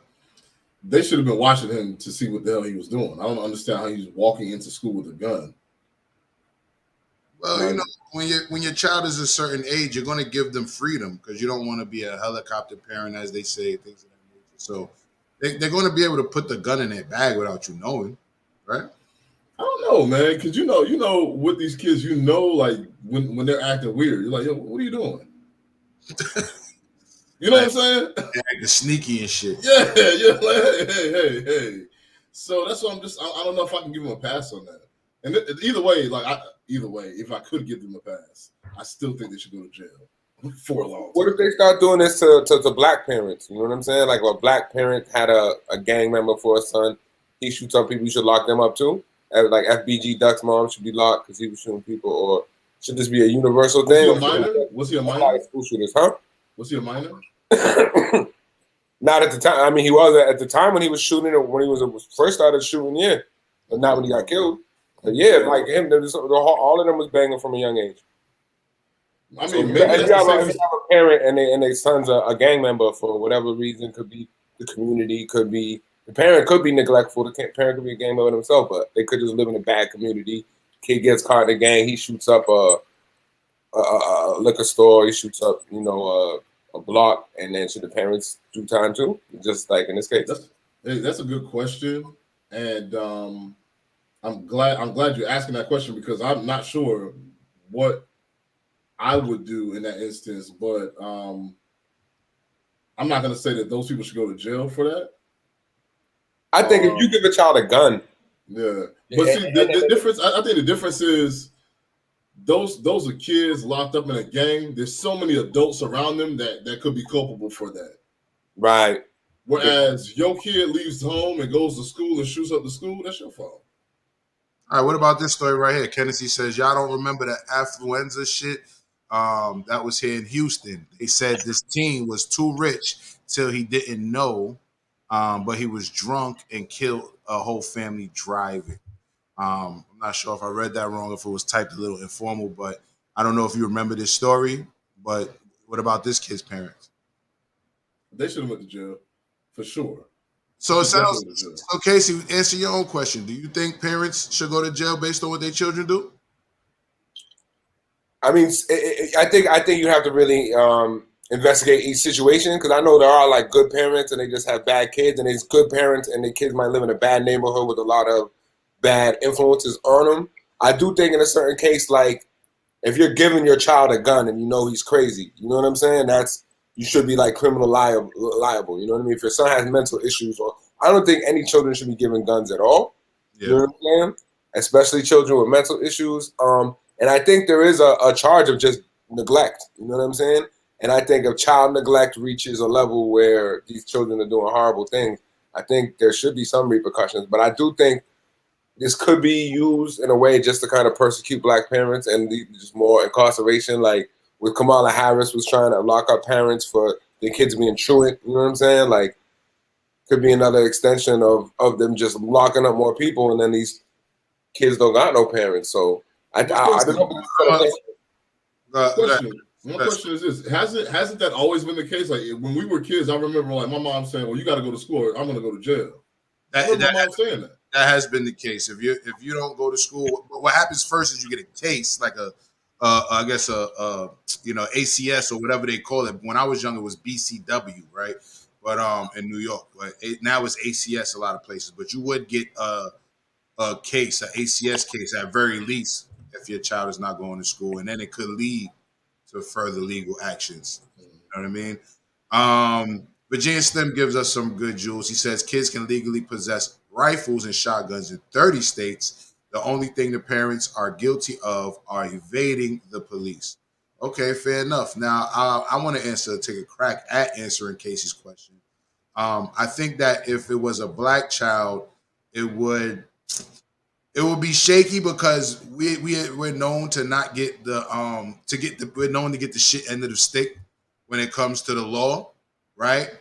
However, I do believe there are some black parents that should go to jail for what their children do, and I'm gonna tell you why. When you're raised in the hood, you know there are two type of parents, 3 at best. Because you might have the busy parent too, right? That just can't afford to be home, right? And their child gets they become a latchkey kid and et cetera, right? But there are a lot of parents in the hood that you can't tell them shit about their badass child, right? Even if you're a child yourself, even if you're like a child, like, you know how they say talk to the adults? Even if you're a child yourself, like, ma'am, your son is beating the shit out of me. Man, get your pussy ass out of here, little nigga. You know what I'm saying? Like, and if you're an adult, right, which most times is adults trying to get that parent to realize their child is wilding the fuck out. I've seen parents fight parents because a parent literally tried to reason with the parent instead of the child. So if you know your son is in and out of court and you seem to be one of those parents, or is a record of you being one of those parents, not my child, not my son, you know what I'm saying? Then yes, you need to take your ass to jail for a little bit. I'm gonna go ahead and say that. But if you just, you know, you just got a badass child and you're trying, you're doing what you can, you know, because you know the record that follows you when you're that age is your school record. A lot of our children don't realize how important their record is in school, right? They're thinking that, well, I'm not acting up in the street, so this is not going to phase me in the street. Oh, it will. It will, because when you're a certain age and you get tried for a crime, the only thing they can pull up is your school record. So if the teachers and the principals and everybody is like, oh, nah, he been a fuck up, and his moms ain't never help us, you know what I'm saying? Then and that record is, you know, goes throughout many grades and those schools. If there's, overwhelmingly proof that that parent is an asshole, yeah, fuck it. But unfortunately, that's not the way our system works. It'll probably be a good, hardworking parent, you know what I'm saying, that get caught up. And, but if they did it right, I wouldn't be opposed to it. I'll say that. Kennedy says, but what it is, my point is they know their kids wrong and they take up for it. Exactly. Keenan Khan, salute my G. He's on the check-in. Just One Love says, wow, Virginia, good information. It is. Kennedy says, I'm not taking up for my kids if they on some fuck shit. You can't. You got to reason with your children. You know what I'm saying? Just One Love says, I still tell my daughter I'm not going to jail behind her missing no school. You know? And Kennedy says, Keenan Khan, says, I grew up out in rural GA. We knew better. And Just One Love also says adults should be accountable for kids 14 or less behavior and actions. Okay, I like that. I should agree with that. Yeah, I can co-sign that as well. Kennedy says if my child in court on that bullshit, they just in jail. And he said, I tried telling these motherfuckers. And Just One Love says 15 and above should know better and should be held accountable. That's when I knew better. That's when I really knew better and made a decision to do. At 14, I could say I was conscious of my decisions, you know. Virginia Sim says, facts. I used to get threats about my permanent record every time I fucked up in school. That shit will follow you into the fucking courtroom. You know what I mean? Especially when you have our background. Kennedy says, it ain't my child no more. The state is their parent. Woman, if you got the dad on child support, it ain't your kid. My child last name is Texas. That's fucked up, but it's funny. Keenan Khan says, what's the difference between 14 and 15? I think she's saying that's the cutoff. That's all, sir. You know what I mean? But also at 15, because it's a slippery slope, because at 15, you can legally get in a car with an adult and drive to practice driving. Right. So you get out there driving with an adult that really ain't got no business having you out there, and you crash into somebody. Now I got to be responsible for that because you jumped in the car and did that shit? I would hope not. Well, yeah, like I said, it would have to be situational, but at the end of the day, you know, if they played those type of rules in our community, which after they did it with this parents, I wouldn't see why they wouldn't with us. I feel like things like this are precedent for them to use it with us, right? So we might see more cases of parents being locked the fuck up for what their children are doing. You know what I'm saying? And they might use us cheering these parents getting locked up as an opening to that, right? So Virginia Sim says, in the military, if your kids fuck up on base, fighting, stealing, etc., the parent always are at fault. Interesting. Well, if we're at war, then those rules apply. There you go. You know what I'm saying? I can see that. So so we're gonna move on. We're gonna stick to this actual Civil War report. We got a guy who, I guess had a fake bomb or something like that. Jesus, 365 days. All right, Schoolboy, tell us about this man right here. Or you want me to read the article? I'll read it if you want. Yeah, you can read the article. All right, so I'll put it up. I'll read it. It'll probably be too small. So this guy right here, you see smiling, looking like a rock and roll version of Powder. A Pennsylvania man who admitted to leaving a bag of homemade bombs in downtown Pittsburgh during the 2020 protests against the death of George Floyd won't spend a day behind bars. Matthew Makawanowicz, I'm saying his name all fucked up, 53 years old, was sentenced to time served and 3 years of probation by a judge on Monday. The first 6 months of his sentence will be served under home detention. Makanowicz, who was called an agitator intent on violence by a former federal prosecutor, pled guilty to possession of an unregistered destructive device following a grand jury indictment in June 2020. A prosecutor in his trial argued that he should receive between 30 and 37 months in prison on the basis that his devices could have killed or seriously injured people. He was captured on surveillance footage biking to a protest site and planting a backpack there on May 31st, 2020. A day later, officers summoned to respond to a suspicious bag found there, found 3 explosive devices. Authorities later said the devices were spent pepper spray grenades with wicks held to be placed by foam spray installation, which with gasoline and capable of causing death. Investigators who later learned that where he lived found 10 more backpacks similar to the one he planted. So he did time serve. Basically, time serve is usually when, you get arrested and, you come out after your trial. You didn't really go to prison or anything like that. But they give you time served for the time you spent fighting the case. School is on you, man. Your thoughts? I mean, this guy looks like that weird white kid in the class. He'd be like, he kind of smell kind of funny too. He looks like he stinks, to be honest.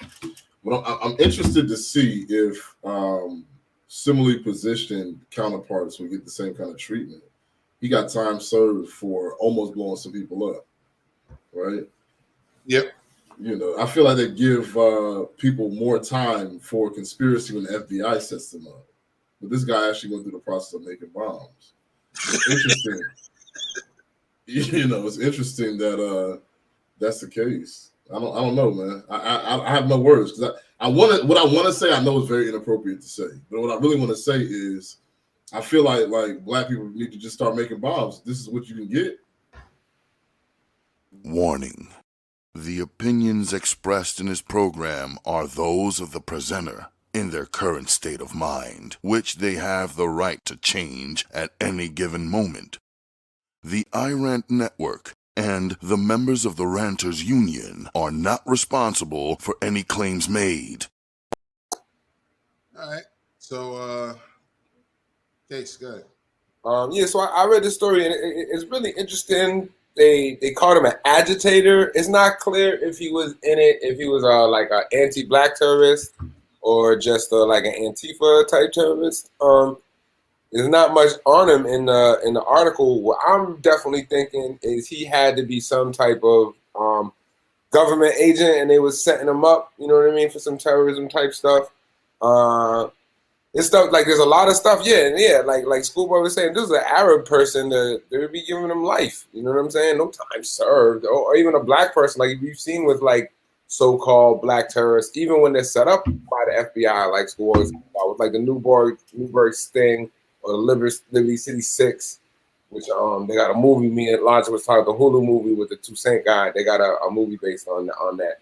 how FBI kind of entraps black terrorists. I highly recommend. It's called The Day Will Come. The Day Shall They Come. will. Yeah, everyone should definitely watch that, and you get an idea how the FBI. It's a comedy, but there's a lot of truth in it. Oh man, it's a really good movie. Yeah, I highly recommend everyone watch it, and you'll get a good idea how the FBI kind of agitates and infiltrates and tries to get like people who wouldn't necessarily be terrorists to be terrorists. So I'd like to get more background on that in terms of him, and I'm sure there's some of that going on there with him. And there was a lot of it, even with all the people like Rittenhouse shot. They were all like white guys from the suburbs with like drug problems, just like this guy. Well, I wanted to say that it's possible that if they did try to set him up similarly, then they made those duds so they can hem him up in court, and then he's gonna be working for them. Like, hey, go ahead and do this over other places. You know what I'm saying? Yeah. At least make these little dummy bombs you've been making and set somebody else up. Yeah, shout out to Steph Gartos for the story. This is a good story, and I never even seen it. You would have think if someone was going to plot a terrorist attack on any other place, it would have been like big time news. Like, oh, we caught this terrorist. But if not for Steph, I would never even heard the story. Yeah, man, blowing niggas up isn't a big issue. No, I didn't. I mean, depends. It could be. So to go back to what school was saying, as far as like the facts not being all the way there, and even you both spoke about it being a lot to be desired left of the story, right? Of not knowing, his motivation, where he came from, etc., and all that. I just feel like all of that was just white privilege at work. If you really pay attention to the article, like even the way they phrased the bombs, right? The way they phrased it was some old like real poetic, eloquent way of. The nigga had bombs. The nigga made some homemade bombs. You know what I'm saying? No. Yeah. I was just gonna say at first when I'm listening to you talking about it, it sounded like he just made gas grenades, right? But then they was like, oh, but there was some other kind of reaction that could kill people. By the way, let's keep going. Right? Like no, that should have been the end. Yeah, the nigga made a homemade fucking bomb. If I look up how to make that shit he made, they knocking on my door. So get the fuck out of here with that, eloquent poetry, how they phrased it. Like, it's ridiculous, man. The guy is obviously a terrorist. The nigga needs to be in jail. And he's coming home to do it again. Look, does he look sorry? Does he look scared? He looked like a supervillain. He looked like the Wasp. Like, you put a cape on this nigga, it's over. Yeah, he looked like he's going to do it again. He's definitely doing it again. Definitely going to do it again. Black Lives Bomber. So, yo, Casey, you wanted to get some shit off your chest. Do you want me to play the video? You want to introduce it? How you want to do it? But basically, your man Juicy. Oh, let me read from the article real quick, bro. Hold on. Let me. Yeah, man. There's a video. There's a video. So if you want to play the video, and then let me pull up the article while you play the video, and then I'm gonna read out some of the key points of the article, and then hopefully get a nice little live dissection. But I'm not. I don't represent the light skin delegation. I've actually left. I've renounced my light skinness. I renounced my light skinness. I am no longer light skinned. Terrible. A producer in the courtroom who is texting me right now that Smollett is guilty on the first 5 charges. We'll wait and see what happens on that. Fox was like, yes. He's charged with 6 low-level felony counts of lying to police. There are varying charges in there. There's lying about a hate crime because he's a black gay man.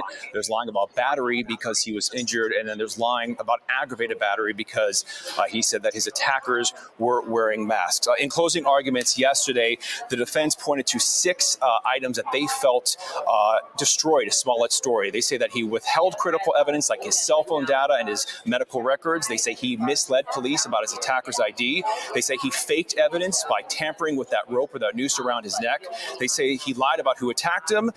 They also say that medical evidence corroborated the Osundara brothers' story. They say that Jussie Smollett told them to hold their punches when they hit him, and a Northwestern doctor testified under oath that Jussie Smollett had no known injuries. And the 6th point was that Jussie Smollett never signed the criminal complaint against the brothers. Police testified, the lead detective testified that it's very rare or unheard of for a hate crime victim not to sign a criminal complaint. Practicing Prince's walk and shit. Okay, again, the small ad verdict. Count 1, guilty. Count 2, guilty. Count 3, guilty. Count 4, guilty. Count 5, guilty. I think we all know the man's guilty, but Casey, what's your takeaway, man? What do you want to talk about this?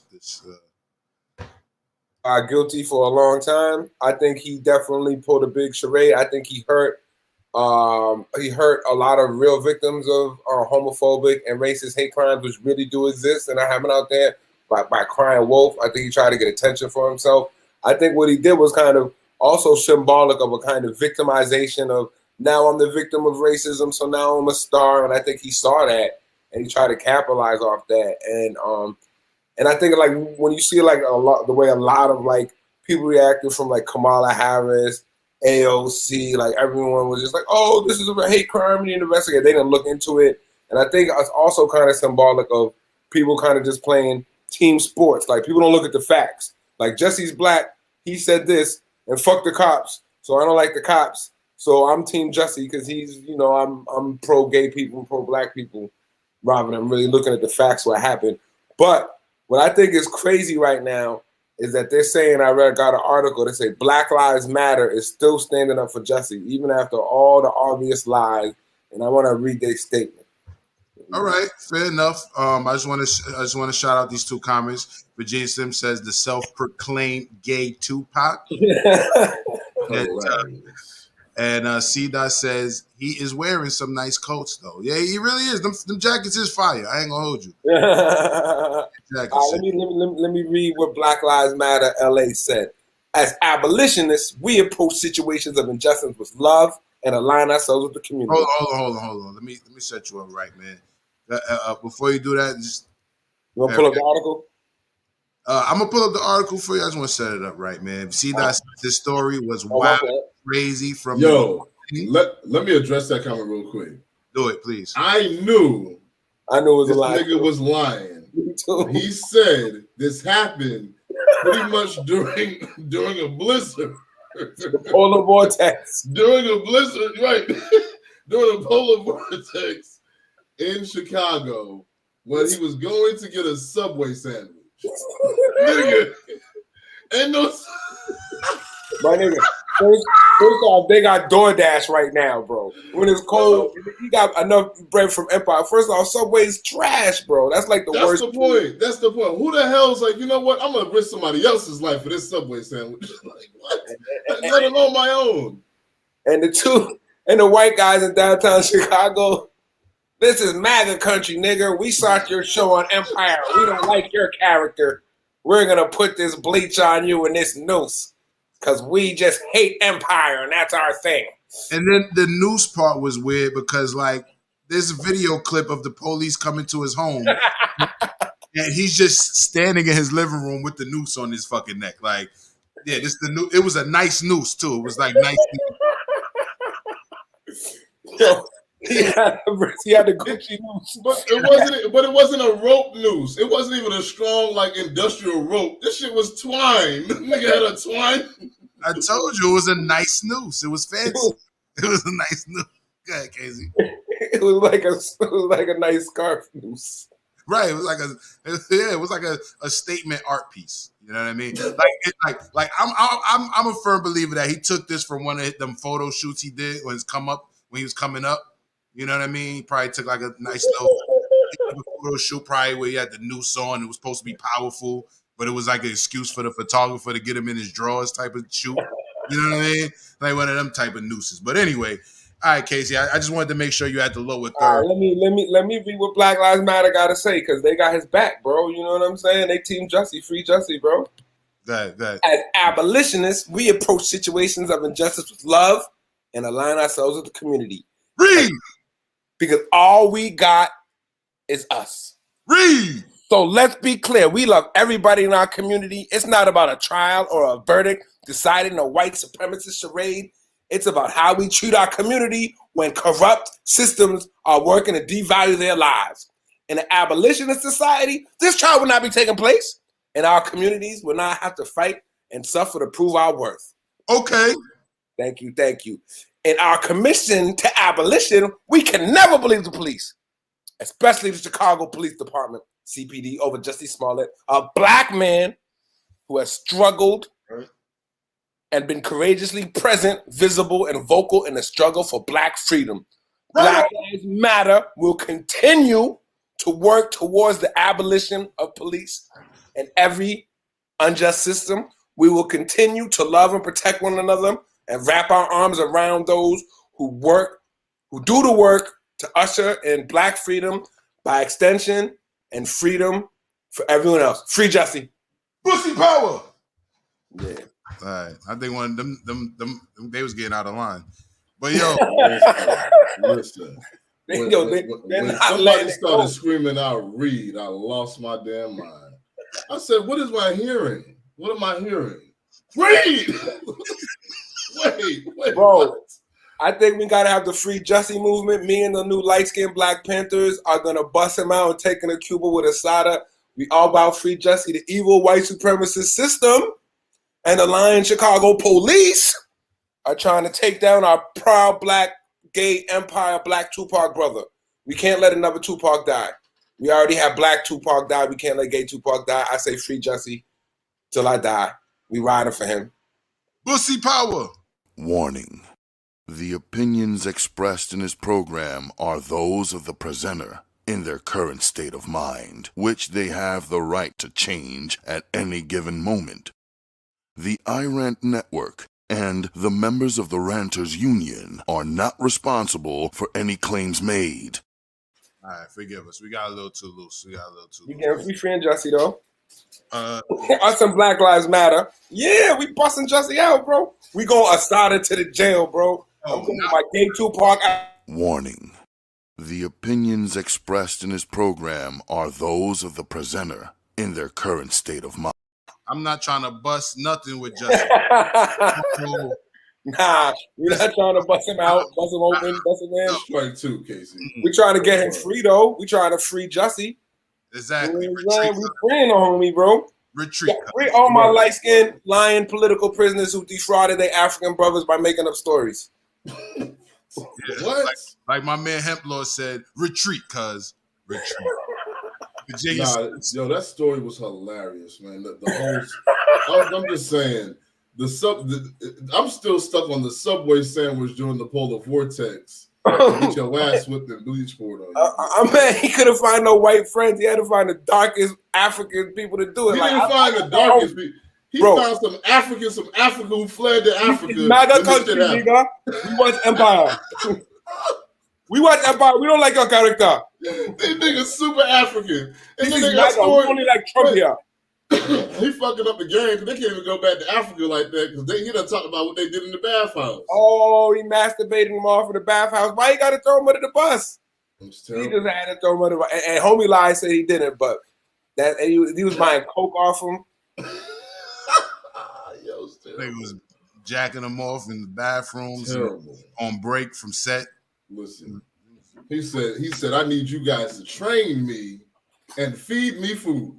And that's what I paid for. You know who I blame? Lee Daniels. Lee Daniels was telling him he was fat. He wasn't paying the right amount, just like he jerked Damon Dash. So in order to get back in Lee Daniels' good graces, he realized he needed to be a Black Lives Matter and martyr and show him how he fought off gay Tupac, fighting off the MAGA hats with the gay ninjutsu. I wish you would have took some real fighting lessons. But that's a fact. I went to a bathhouse one time. Whoa, where's this show going? Where? I went to a bathhouse and people kept telling me, go to J. Jews, go to J. Jews. Bruh, I didn't see nobody cleaning for real up in there. It's people that been there all day and all night. You know, you're in the back. You're in the locker room, and niggas is slow walking around and just looking around and shit. I'm just like, what the fuck? You know? Yeah, I'm just like, nah, bro. It's too much gay shit going on up here. I could have took a bath at home. Wait, so hold on. I'm a little ignorant. Pardon me. Every now and then it comes out that I'm just a boy from the projects. You know what I mean? What the fuck is a bathhouse? Is it like a bathroom along the highway? No. So I'm thinking about J. Jews. If anybody's in Atlanta, or knows about Jeju's, it's a Korean bathhouse. What and is they have like it's just like a spa, and you can stay there overnight. Like the only thing is you can't walk up in there with your shoes. They're gonna tell you put all your clothes in there. Here goes a towel and some shorts. Wait. Stop. Slow down. Is a spa that you stay in overnight? Yeah, you could. It's a 24/7 spa, and you go in there. And they have these like crystal domes that you can go inside of. That's like a steam room, and they have a pool, and I think they have people that'll give you massages, all kind of stuff. Food. They got a restaurant in and everything. Food wasn't that good though. Okay, so people are getting jerked off in the bathhouse though. I don't know. I wasn't jerked off in the bathhouse. Hopefully, any of the places that I was laying down wasn't the places where people were getting jacked off at. But apparently it was, right? I don't know about apparently they were. Like, I'm saying in bathhouse, but there's a lot of gay bathhouse that it goes down. It goes down in the bathhouse. That's the only bathhouse I've been to. I don't think I think that's a more mainstream bathhouse. I'm gonna assume that they were going to a bathhouse I didn't know about. Yeah, it goes down in the bathhouse. They were going to bathhouse number 9 where you make 2 winks and get a hand job in the shower. Right. So long story short, like I said, the only part that was super sketchy for me was definitely from the point where I pay my money, I go into the locker room, and then I get into like the actual bathhouse area. It's the locker room part that was the problem. It was just like I feel some energy here that's like I just want to get dressed and go. And niggas is actually walking around with nothing to do, with no clothes on. Yeah. And I'm just like, yo, you don't have nothing better to do than walk around? Put some fucking clothes on. So wouldn't it make sense that that's where gay men go to hang out? Because if it's just like, this is a place we go to take off our clothes and chill for as many hours as we want. This is true. Yeah, maybe it goes down in the locker room. I don't know, man. So what is the reason and why anybody would want to go there if they don't want to see naked men?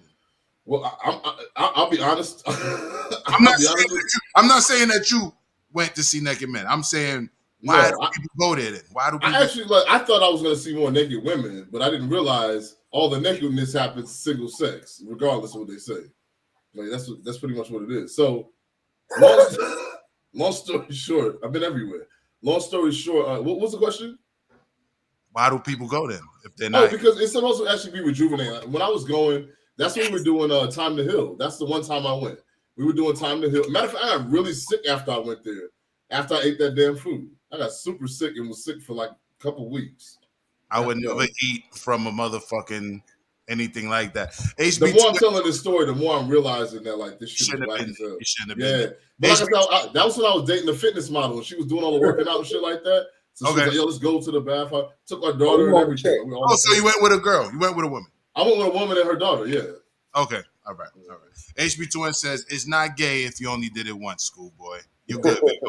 Well, if that's how you feel, I don't want to take that from you. I just won't be participating in, with that idea or sentiment, That niggas is crazy. Kennedy says they all gay. Okay. And Kennedy also says, I stopped playing sports when motherfuckers was like, you can take showers around other motherfuckers. That shit was like jail. I joined the band so I could be around some hoes and play music. Yo, I would just go home funky and take a shower there. I wouldn't even wash up after the game. Practice. I'm out. I'm going home first. I'll wash up there. The thing is, like, if you're feeling uncomfortable, you know what I'm saying? Keep your underwear on. Just take the shower. You know what I'm saying? I mean, is it even connected to a gym? What, the shower? The bathhouses. I think they do have a gym in there. I don't remember, bro. Like I said, it's been years since I've been there. And this is crazy. Stop by your head. Yeah. He went with a date, y'all. He went with a date, a female of the female persuasion. Sunflower Sky says it's like a spa. Kennedy says schoolboy on that fuck shit. Queen Elizabeth, good evening, sister, says schoolboy is bougie. Bathhouses are popular throughout Europe.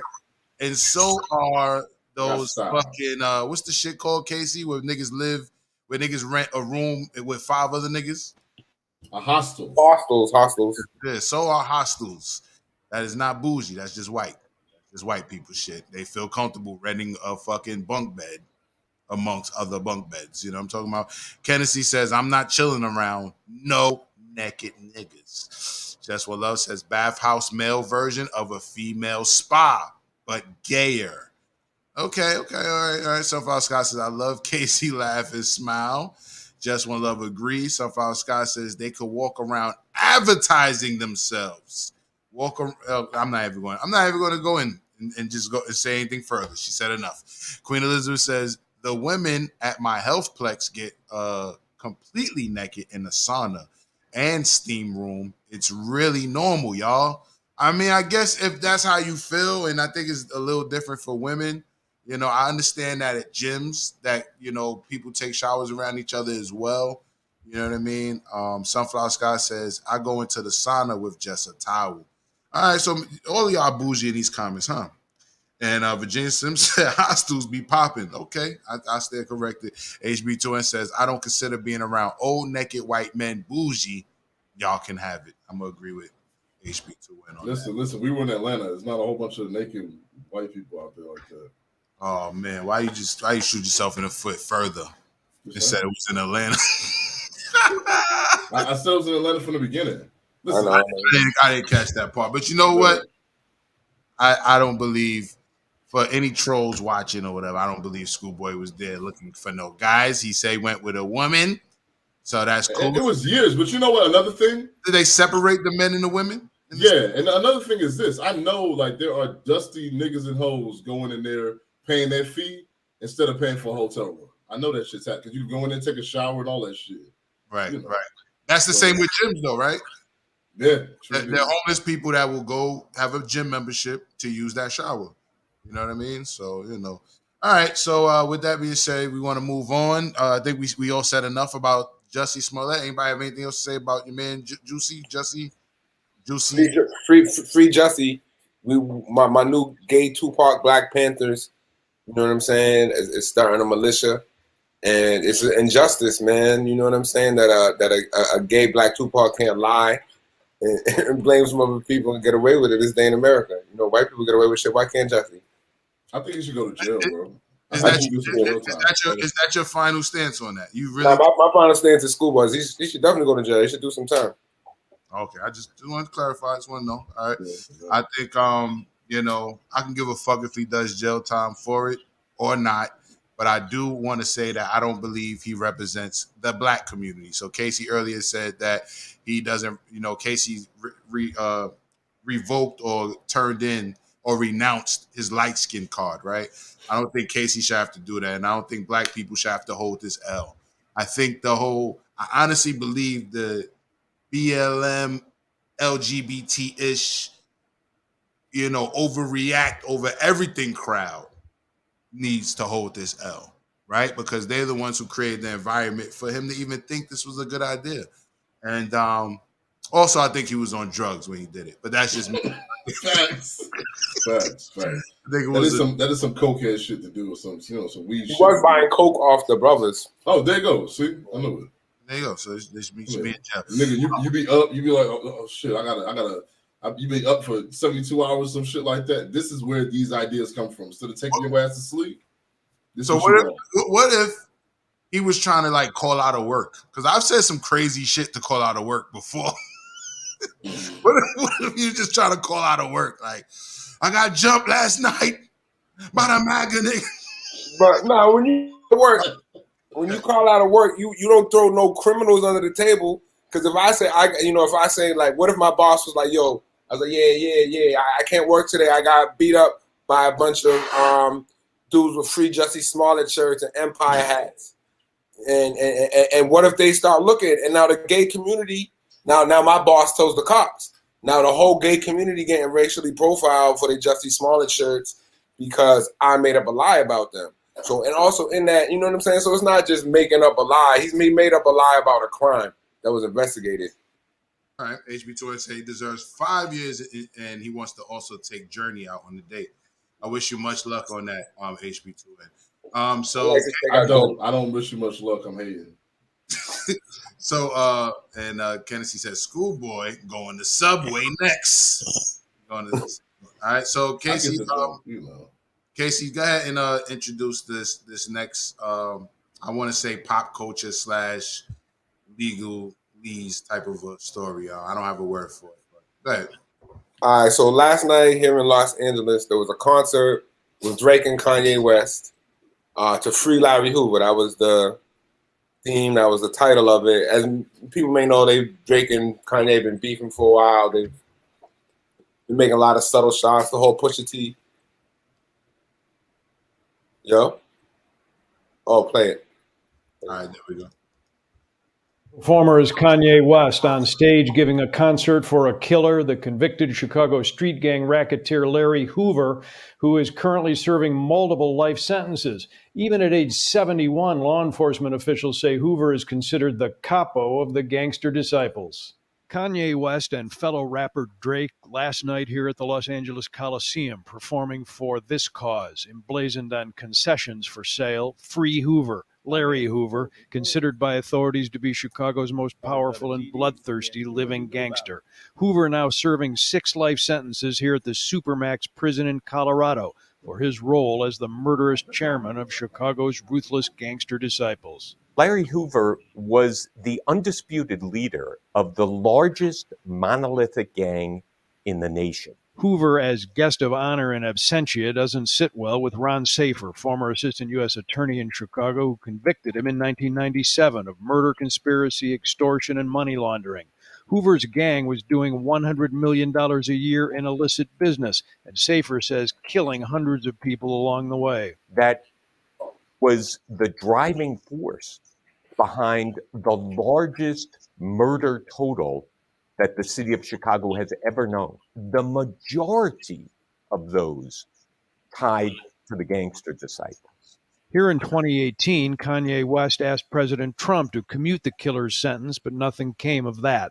So last night's fundraiser was streamed live to more than 240 nations on Amazon Prime Video from the University of Southern California venue. It is hard to imagine that the persons who are running that university and allowing their facilities to be used to benefit this kind of a criminal know the history behind Larry Hoover. In a statement to the ABC 7i team, USC said the Coliseum is a public venue and that the university appreciates causes and viewpoints from all perspectives. Amazon officials did not reply to our request for comment on why they provided a global platform for a convicted murderer and Chicago gang leader. Hoover's attorney also did not respond. Alan? All right. Casey, you want to pose the question or how you want to do it? Go ahead, bro. Yeah, I just kind of want to pose the question. Like we have, like I was saying, a kind of epic moment in hip hop with 2 of the biggest rappers in the game who've had issues coming together for a concert, and this is the kind of cause they have. And I realized that there are definitely 2 sides to the story, and that's one side of the story. Obviously, that's I think that was even a bit, there's a little bit of race baiting in there. There was a bit of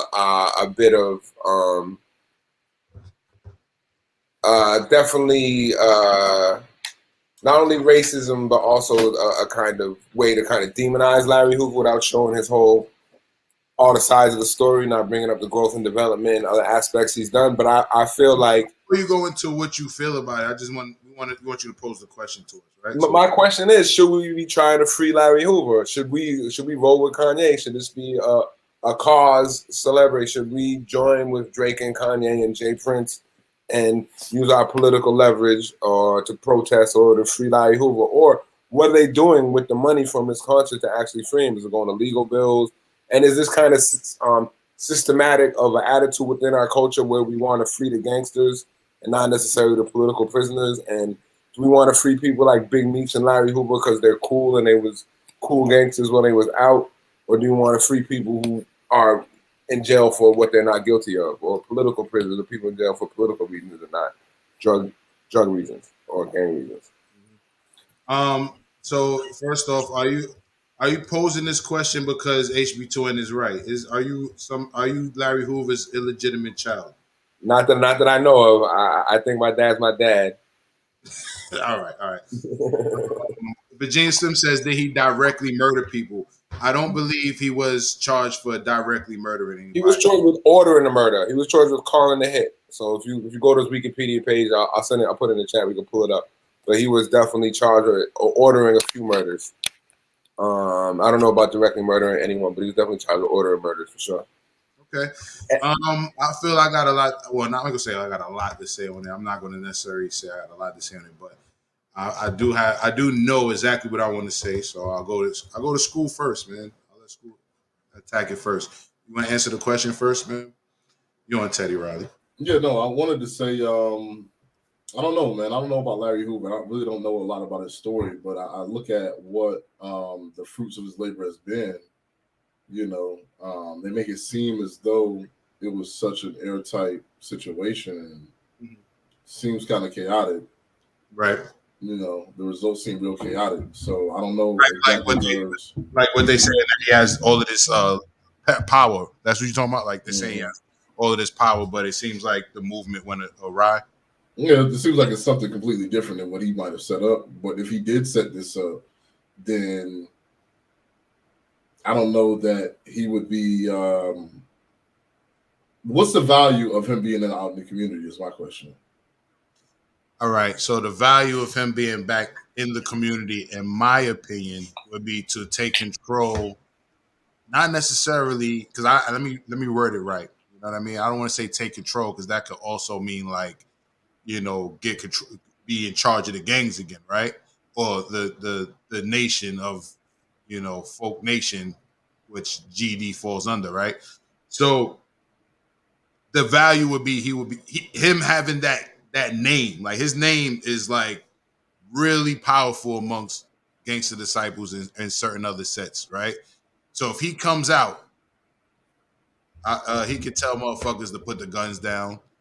He could tell, like, no one's going to tell Larry Hoover, like, you know, fuck you, Larry Hoover. Like, you know, it might be a kid out there willing to say it, but that kid probably, you know, he would be out by his peers, right? So I think that's what the value would be. Like, he would be able to actually stop all of this killing in Chicago and Memphis and places where the gangster disciples are heavy. HB Twin says he will be able to unite the GDs and the BDs, right? So the GDs and the BDs, the OGs, the elders of them, they're united, but the younger kids are all beefing. You know what I'm saying? Based on any difference, on some lynch letter shit, right? So I think, and not to mention when he went in, he turned Gangster Disciple before he went into, like Casey said, growth and development, right? So there's a lot of literature there. There's a lot of like poetry even and rules and like how Tupac had the Thug Life code that was about like fixing your community. Like there's a lot of that in the literature of, you know, the GDs, right?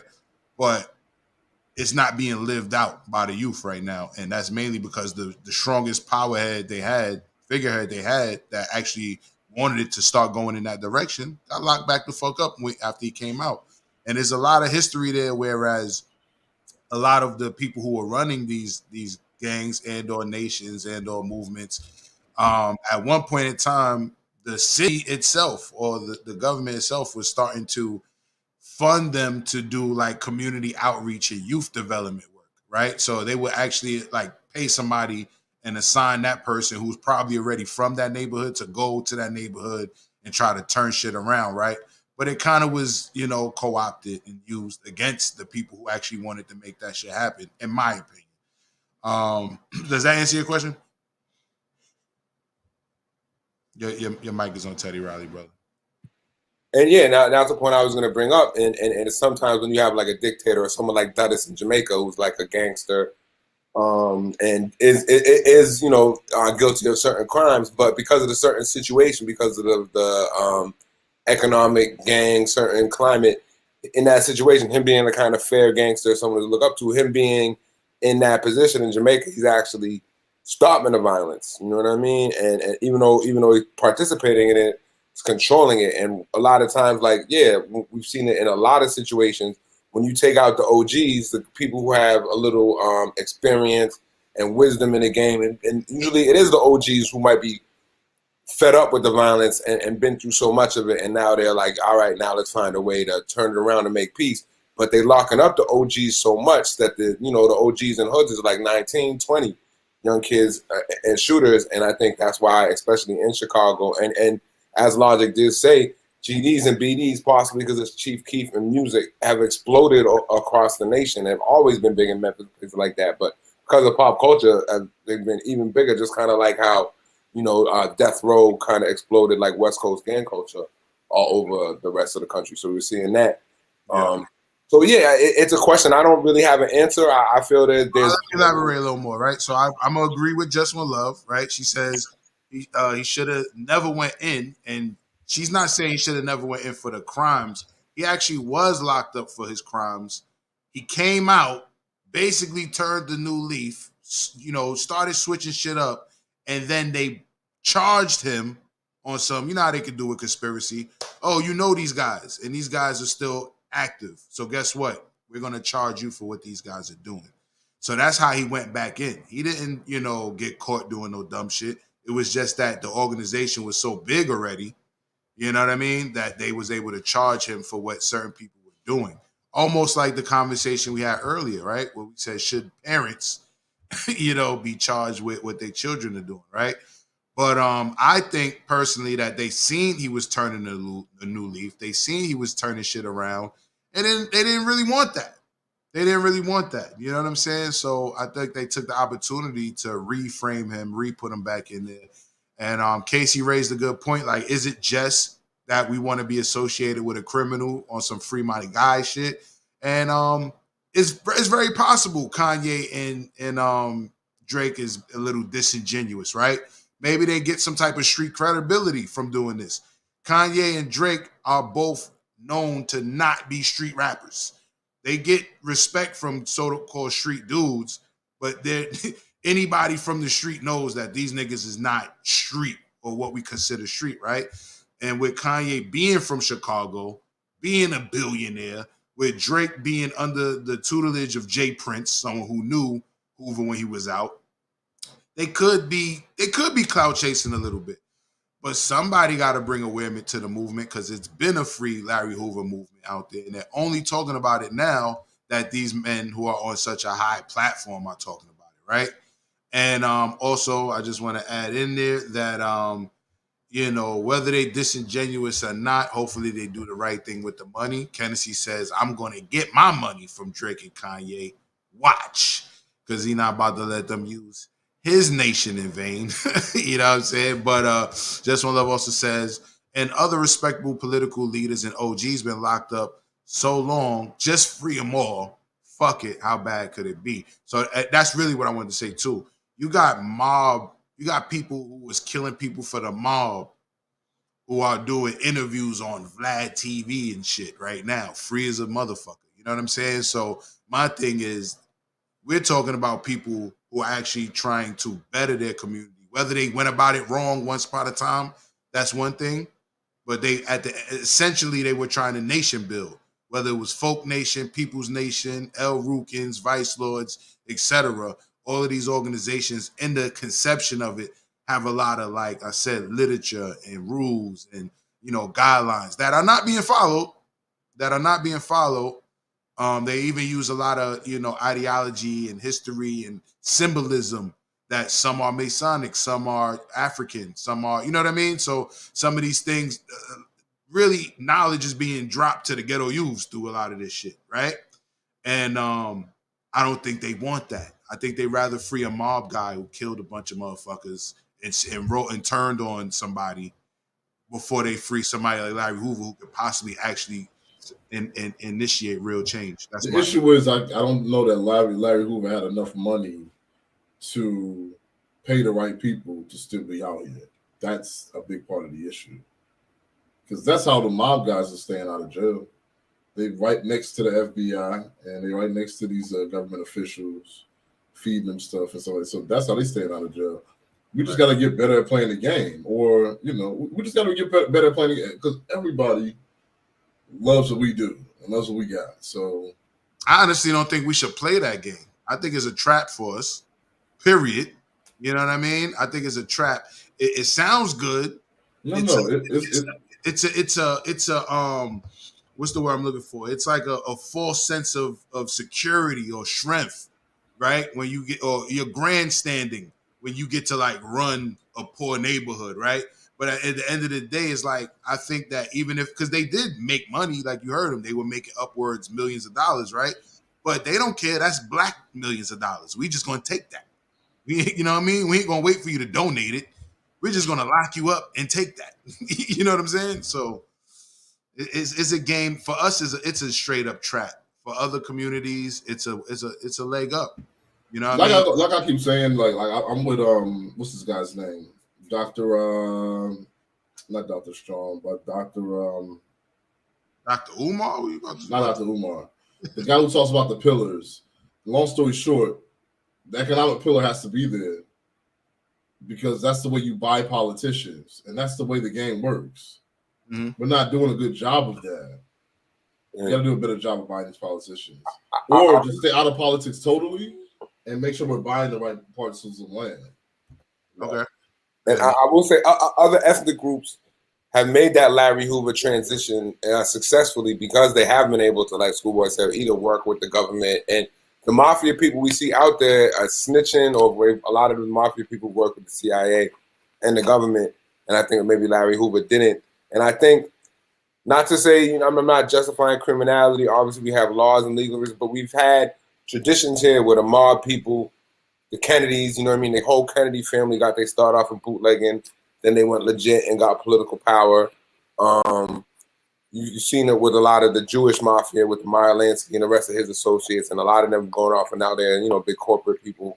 If you look at the Bronfman family, whole Seagrams, they started off as bootleggers. And a lot of other ethnic groups have had the chance to transition from criminality into legit business without interference from the government.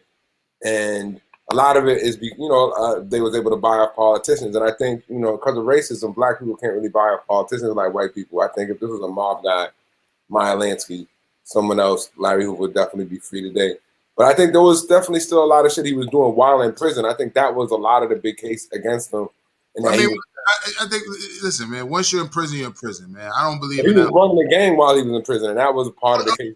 Of course you're going to run, nigga. What you going to do? Go in there as the leader and say, leave me out of it, guys. Once you're in jail, you got to join your car. You know what I mean? And not just the gang in prison. He was running outside. He was still running everything in Chicago while he was in prison. He was still allegedly. To them, that could to them, allegedly. Hold on. To them, that could just mean I'm in touch with my guys. You know what I mean?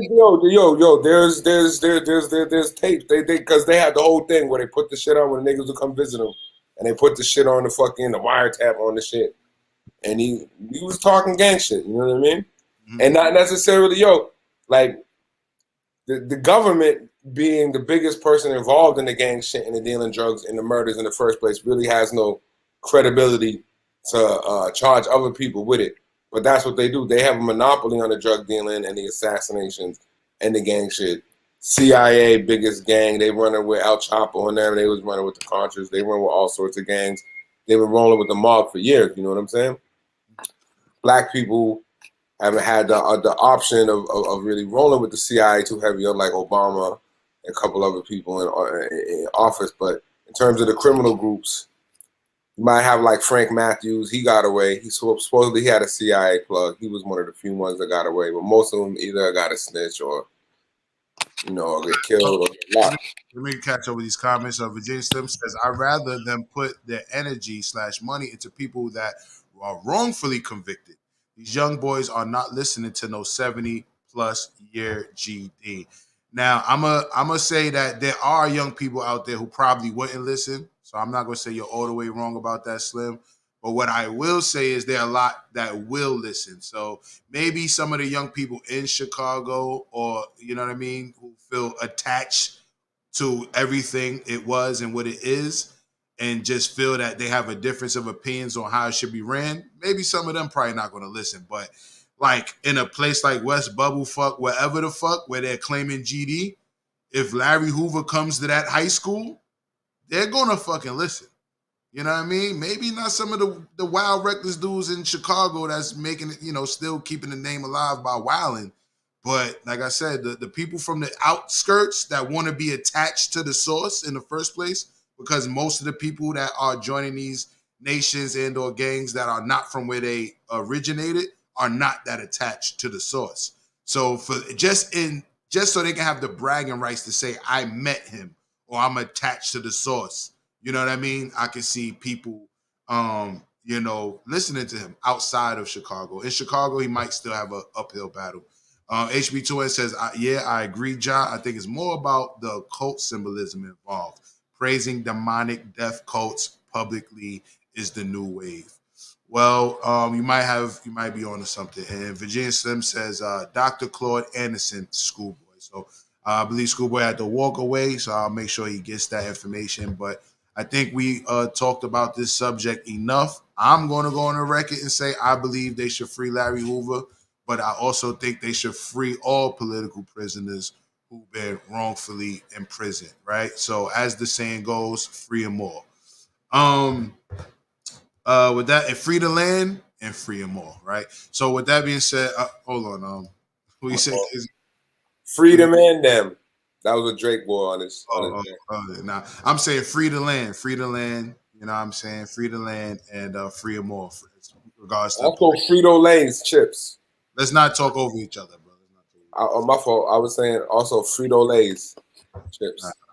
So I'm not joking right now, but the next and last is a story came to us also by Steph Got Jokes. I wish he was here for it, but apparently there was a 7-foot tall basketball player turned trans, and this person was seen fighting tricks on the street of Miami. So the article goes to say Zach Brown is a 7-foot tall former college basketball star. He played with Wichita State, and many believe he would eventually become an NBA star after entering the draft in 2017. Well, that's not exactly how it happened. Since then, Zach has come out as transgender, new name Jessica Turberry, and has had about half dozen arrests based on petty theft. Zach / Jessica is in the news again. A new viral video showed Jessica attacking a man whom social media has labeled a trick in the video. The 7-foot tall British basketball star punches the man and says, "Bitch, stop playing with me.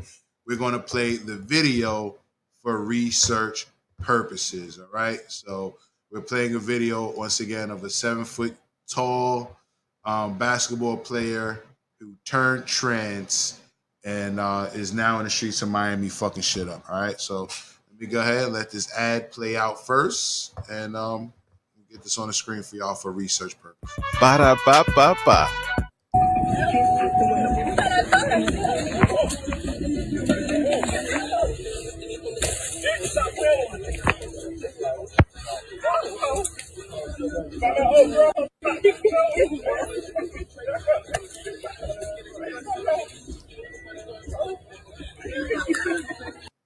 Look like a regular hood fight to me.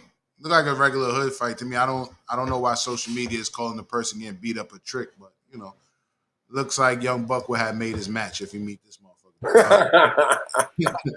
Casey, go ahead, bro. I mean, I saw the video, but I didn't know what it was, and I thought it was just a really big transgender beating up someone. I didn't know it was an ex-basketball player, but yeah, shit's real, and salute to this person calling himself he, her. For not taking no shit. I don't know. Well, yeah, we don't know what happened. Maybe I don't know. That dude might have been an ill small dude. Oh wow, Turberry. Can't make the shit up. Hold up. When we get the new transgender high heel shoes, we're gonna get the Turberries. We selling them Turberries. You know what I mean? I got them Turberries for the low, the high heels with the back for the size 18s and up Turberries. You know what I'm saying? So I got the Turberries. Just want to let everyone know that. But Warning. The opinions expressed in this program are those of the presenter. Shout out to the transgender community, you know what I'm saying? Living their truth. And shout out to all the sex workers out there making their money. And, I wish more sex workers could beat up guys like that and get their money so they didn't need pimps. But shout out to Turberry for living his truth, man. You know what I mean? Do you, be you. My opinion on transgenders is I think he's still a man. I think he's just a big, effeminate man and still a man in himself. You know what I'm saying? I don't think he's a woman. I think he's a man with a lot of feminine properties that he puts on himself and carries himself. But if he wants to believe he's a woman, God bless you. It's not really my struggle or my fight to knock you on that. So shout out to the transgenders, and shout out to the sex workers, and shout out to the tricks too. You know what I'm saying? Shout out to the tricks. Shout out to homie. But have your money, yo, fellas. Don't rip off your sex workers, bro. I know you think, you know what I mean? Especially if they're 7 feet tall. Like, I wouldn't even try and rip off a 5-foot sex worker because I can run off on them. But just to be nice, you know what I'm saying? Like, you don't want no smoke. You want no tension. And if you're going to rip off a sex worker, it's better that it's a midget sex worker than a 7-foot sex worker, because that 7-foot sex worker who's an athlete, got hands, going to mess you up. So next time you rip off your sex worker, try and keep them 5'7" and under. Make sure you could at least run away. You know what I mean? Yeah, but shout out to homie for living his truth. I hope it's really sad that a lot of these transgenders are prostitutes and have to, you know, sell their bodies. And I wish they could find other ways to live their truths. But, you know, everyone. Shout out to the sex workers, shout out to the transgenders. You know what I'm saying? Turberry is a really crazy name. You know what I'm saying? You know. I don't know. Yo, Kennedy actually came up with us. You know, Kennedy, listen, man, we're going to wrap the show up really soon. So, you know, just make it quick. But there's the link. Apparently you have something to say. I'm going to have the warning queued up for you. You know what I'm saying? Because I already know you're going to take it there. But I don't have much to say about that story. You know what I mean? I don't have any advice for anybody going to get sex workers and all that. Casey, you're on Teddy Riley, bro. Yeah, pay your sex workers, man. I know you guys think it's a quick way you can bust a nut for free, but these sex workers do not want to have sex with you, and you pay them to do it. You know what I'm saying? And that's the only reason they're doing it is because they give them the money. So give them the money, bro. Like, a lot of them might have pimps who might come after you and beat you up. You know what I mean? They can shame you, and they might have another 7-foot tall prostitute. So if he would have just simply paid her, he wouldn't be embarrassed on a viral world star video forever, immortalized as the trick who got beat up by the 7-foot prostitute. If he would have just paid her, it saved a lot of problem, a lot of shame. All right. Well, this episode is definitely going on Patreon sooner than later. And you know, hey, Casey, man, you know, listen to Casey, because I have no advice for you. If you're going to get, you know, sexual acts being done for money, I don't really have any advice for you. You know what I'm saying? If you want to have sex with a transgender sex worker, I don't know what the fuck Casey talking about. But yo, my man Kennedy, you in the building. What's up, player? How you doing, man? Talk to me. if you want to have sex with a transgender sex worker. All right, so yo, my man Kennedy, you in the building. Kennedy, we hear what you're listening to. You're listening to us. Kennedy, what's up, player? All right, well, there you go. We tried, Kennedy. We tried. Listen. See, that's it. A trans sex worker bear maced the mall because they didn't get paid. Oh, who's the mall? Who's that? I don't know. And Just One Love says, transgender Debo. Ugh. Street credibility gone forever. You know what I'm saying? If you get messed up. Let's try Kennedy one more time. Kennedy. Hey, yo, do you hear me? Yeah, we hear you, brother. What's up, G? Dog, I had to unpair the surround sound. I told you how that shit around the crib, and then I had to unpair that shit. Okay, wait, hold on. C-Dot says a trans worker bear mace a shopping mall because they didn't get paid. God damn. Everybody got it. All right, so Kennedy, you had something you wanted to say or something? Because you seem to have, like, all of a sudden you wanted to get on the episode today. So, listen, talk to me. What's going on? Man, I'm going to sit up here and tell motherfuckers like this. I'm going to let you look at my face and tell you. Y'all need to goddamn, y'all see everything behind me, man. I be sitting over here chilling and shit. And I'm doing regular nigga shit, talking regular nigga shit, thinking regular nigga shit. What's the question? And I'm going to answer that shit. It was. Honestly, I don't think it was no question upon getting up out of here, man. Dog, it was just. I sit over here and I be folding laundry and all that shit. Like, it was just a story about a ex-basketball player turned transgender, I guess, prostitute. So I'm not surprised. because I told you I stopped playing sports. When these niggas said you can shower around each other, to me, that's setting you up for jail if you shower around naked niggas. So you saying that's like part of the prison to pipeline? Yeah. Okay. Yeah. Fair enough. Fair enough. You know what I mean? There's a lot of comparisons between school, public school, and jail. Yeah, You know what I mean? it is. Yeah. I'm like, how is that even normal? I'd rather be stanky than a motherfucker and go to the motherfucking crib and take a shower. I'm not taking a shower around no niggas. Okay. So let's go. Let's leave that story alone. You know what I'm saying? Okay, bet. Let's back up real quick. Okay, bet. Let the people know how you feel about the movement to free Larry Hoover. Let's give you opportunity to speak on that. Go ahead, man. Floor is yours. First of all, everybody that's talking on that, they need to leave that shit alone or they're gonna forever get extorted. I want my goddamn money. Straight up. I think Tennessee is dropping some bombs on y'all. So basically, they running around using Larry Hoover's name in vain thing, basically, right? And people don't understand it. What's going to happen is when they travel now, they're going to be other GDs that may not even be connected to the GDs or BDs that they are connected to. That's going to say, look, just for opening your mouth, we need a check. Is that what you're saying? Yep. Okay. Straight up. Okay. I told people Drake was gonna be a problem straight up when he first came out with that bullshit album, like what, 10, 12 years ago. I said he's gonna be a problem because they're gonna use him. They dumb enough to even do that. So are you saying that Kanye, new billionaire Kanye, is basically putting himself in position to be extorted right now? Yep. All for some street credibility?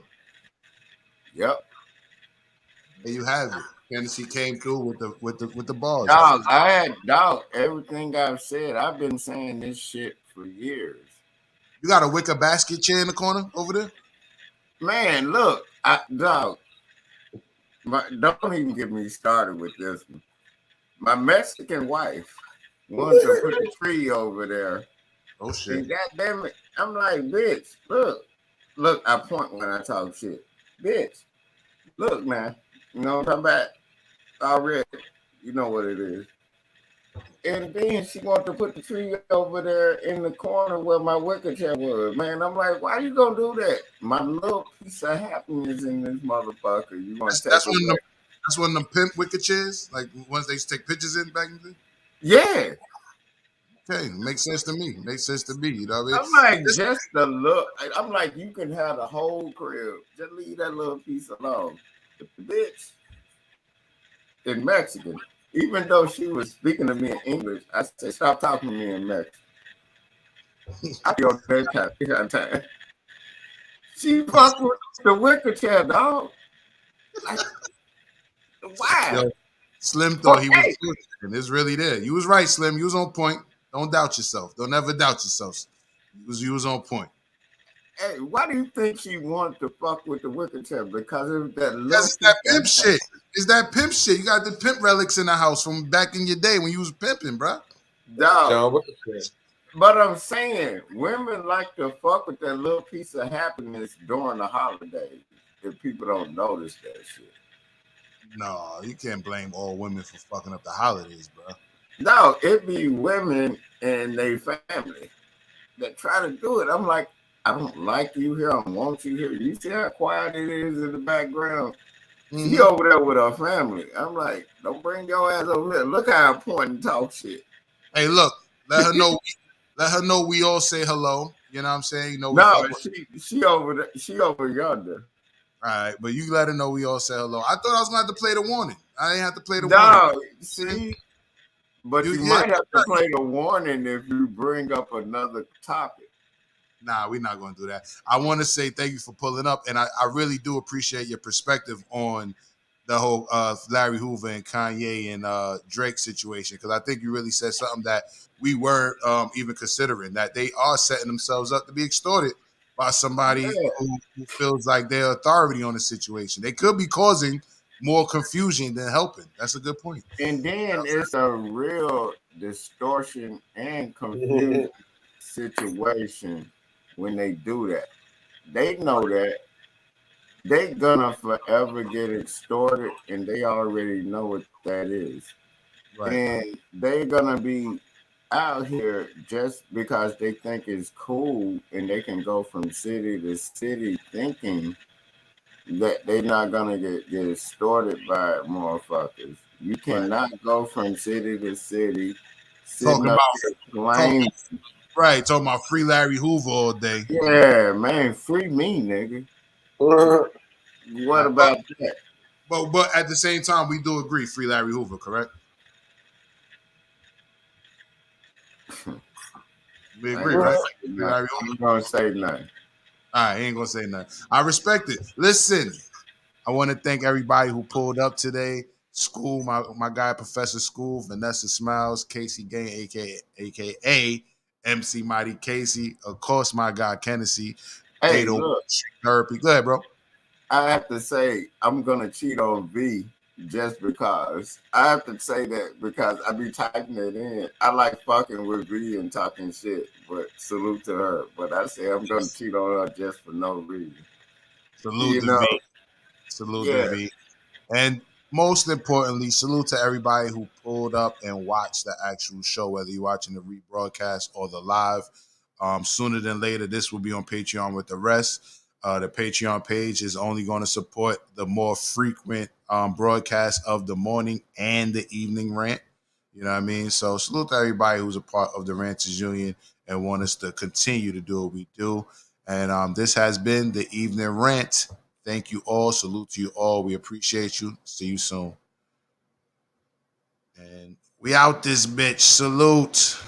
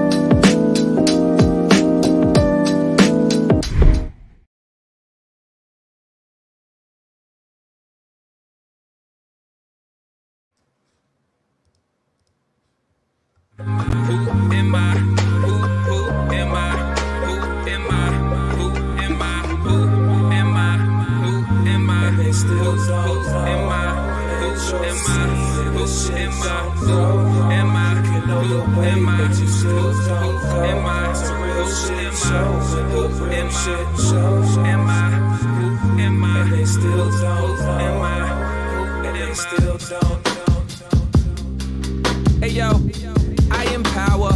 In the belly of the beast, I'll never be devoured. Take a walk with me through the stomach of the institution. I just saw a problem running down the street from solution. I just saw a vampire sucking on the economic neck of the world we live in, and his teeth were electronic. I just saw a little boy beating up a Catholic priest. I just saw a half woman, but the other half was beast. In the kitchen baking up thirsty niggas she had to eat. Take a walk with me through the institutional factory. Oh, what a masterpiece. What a pursuit of the happy bee. Where nobody's living happily. In okie doke, yo, it had to be. We look outside of ourselves and criticize while we hiding ourselves. People are robbing, killing, and starving, but we still proud of ourselves. The world is turning, civilization is burning. Nobody's learning, nobody has a discernment. And I'm just trying to tell the truth, but fuck it like, am I?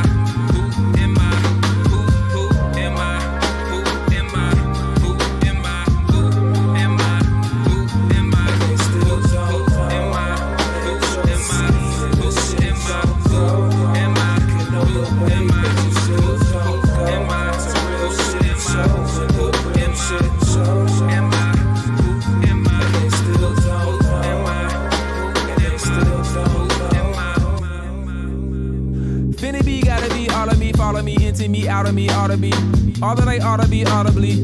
This is an audible odyssey and could be part of the prophecy, part of me. So pardon me and pardon the part of me that flow from the artery wholeheartedly, heartily. I fail to go, gotta leave, gotta let you know. Gotta be what I need and the rest to show. Rest assured I'm next to blow and the rest to know what you already did. I talk it, I walk it, I are what I is. I am what I said I was, I'm who I were. That's why I do what I did. Yeah, I am silence.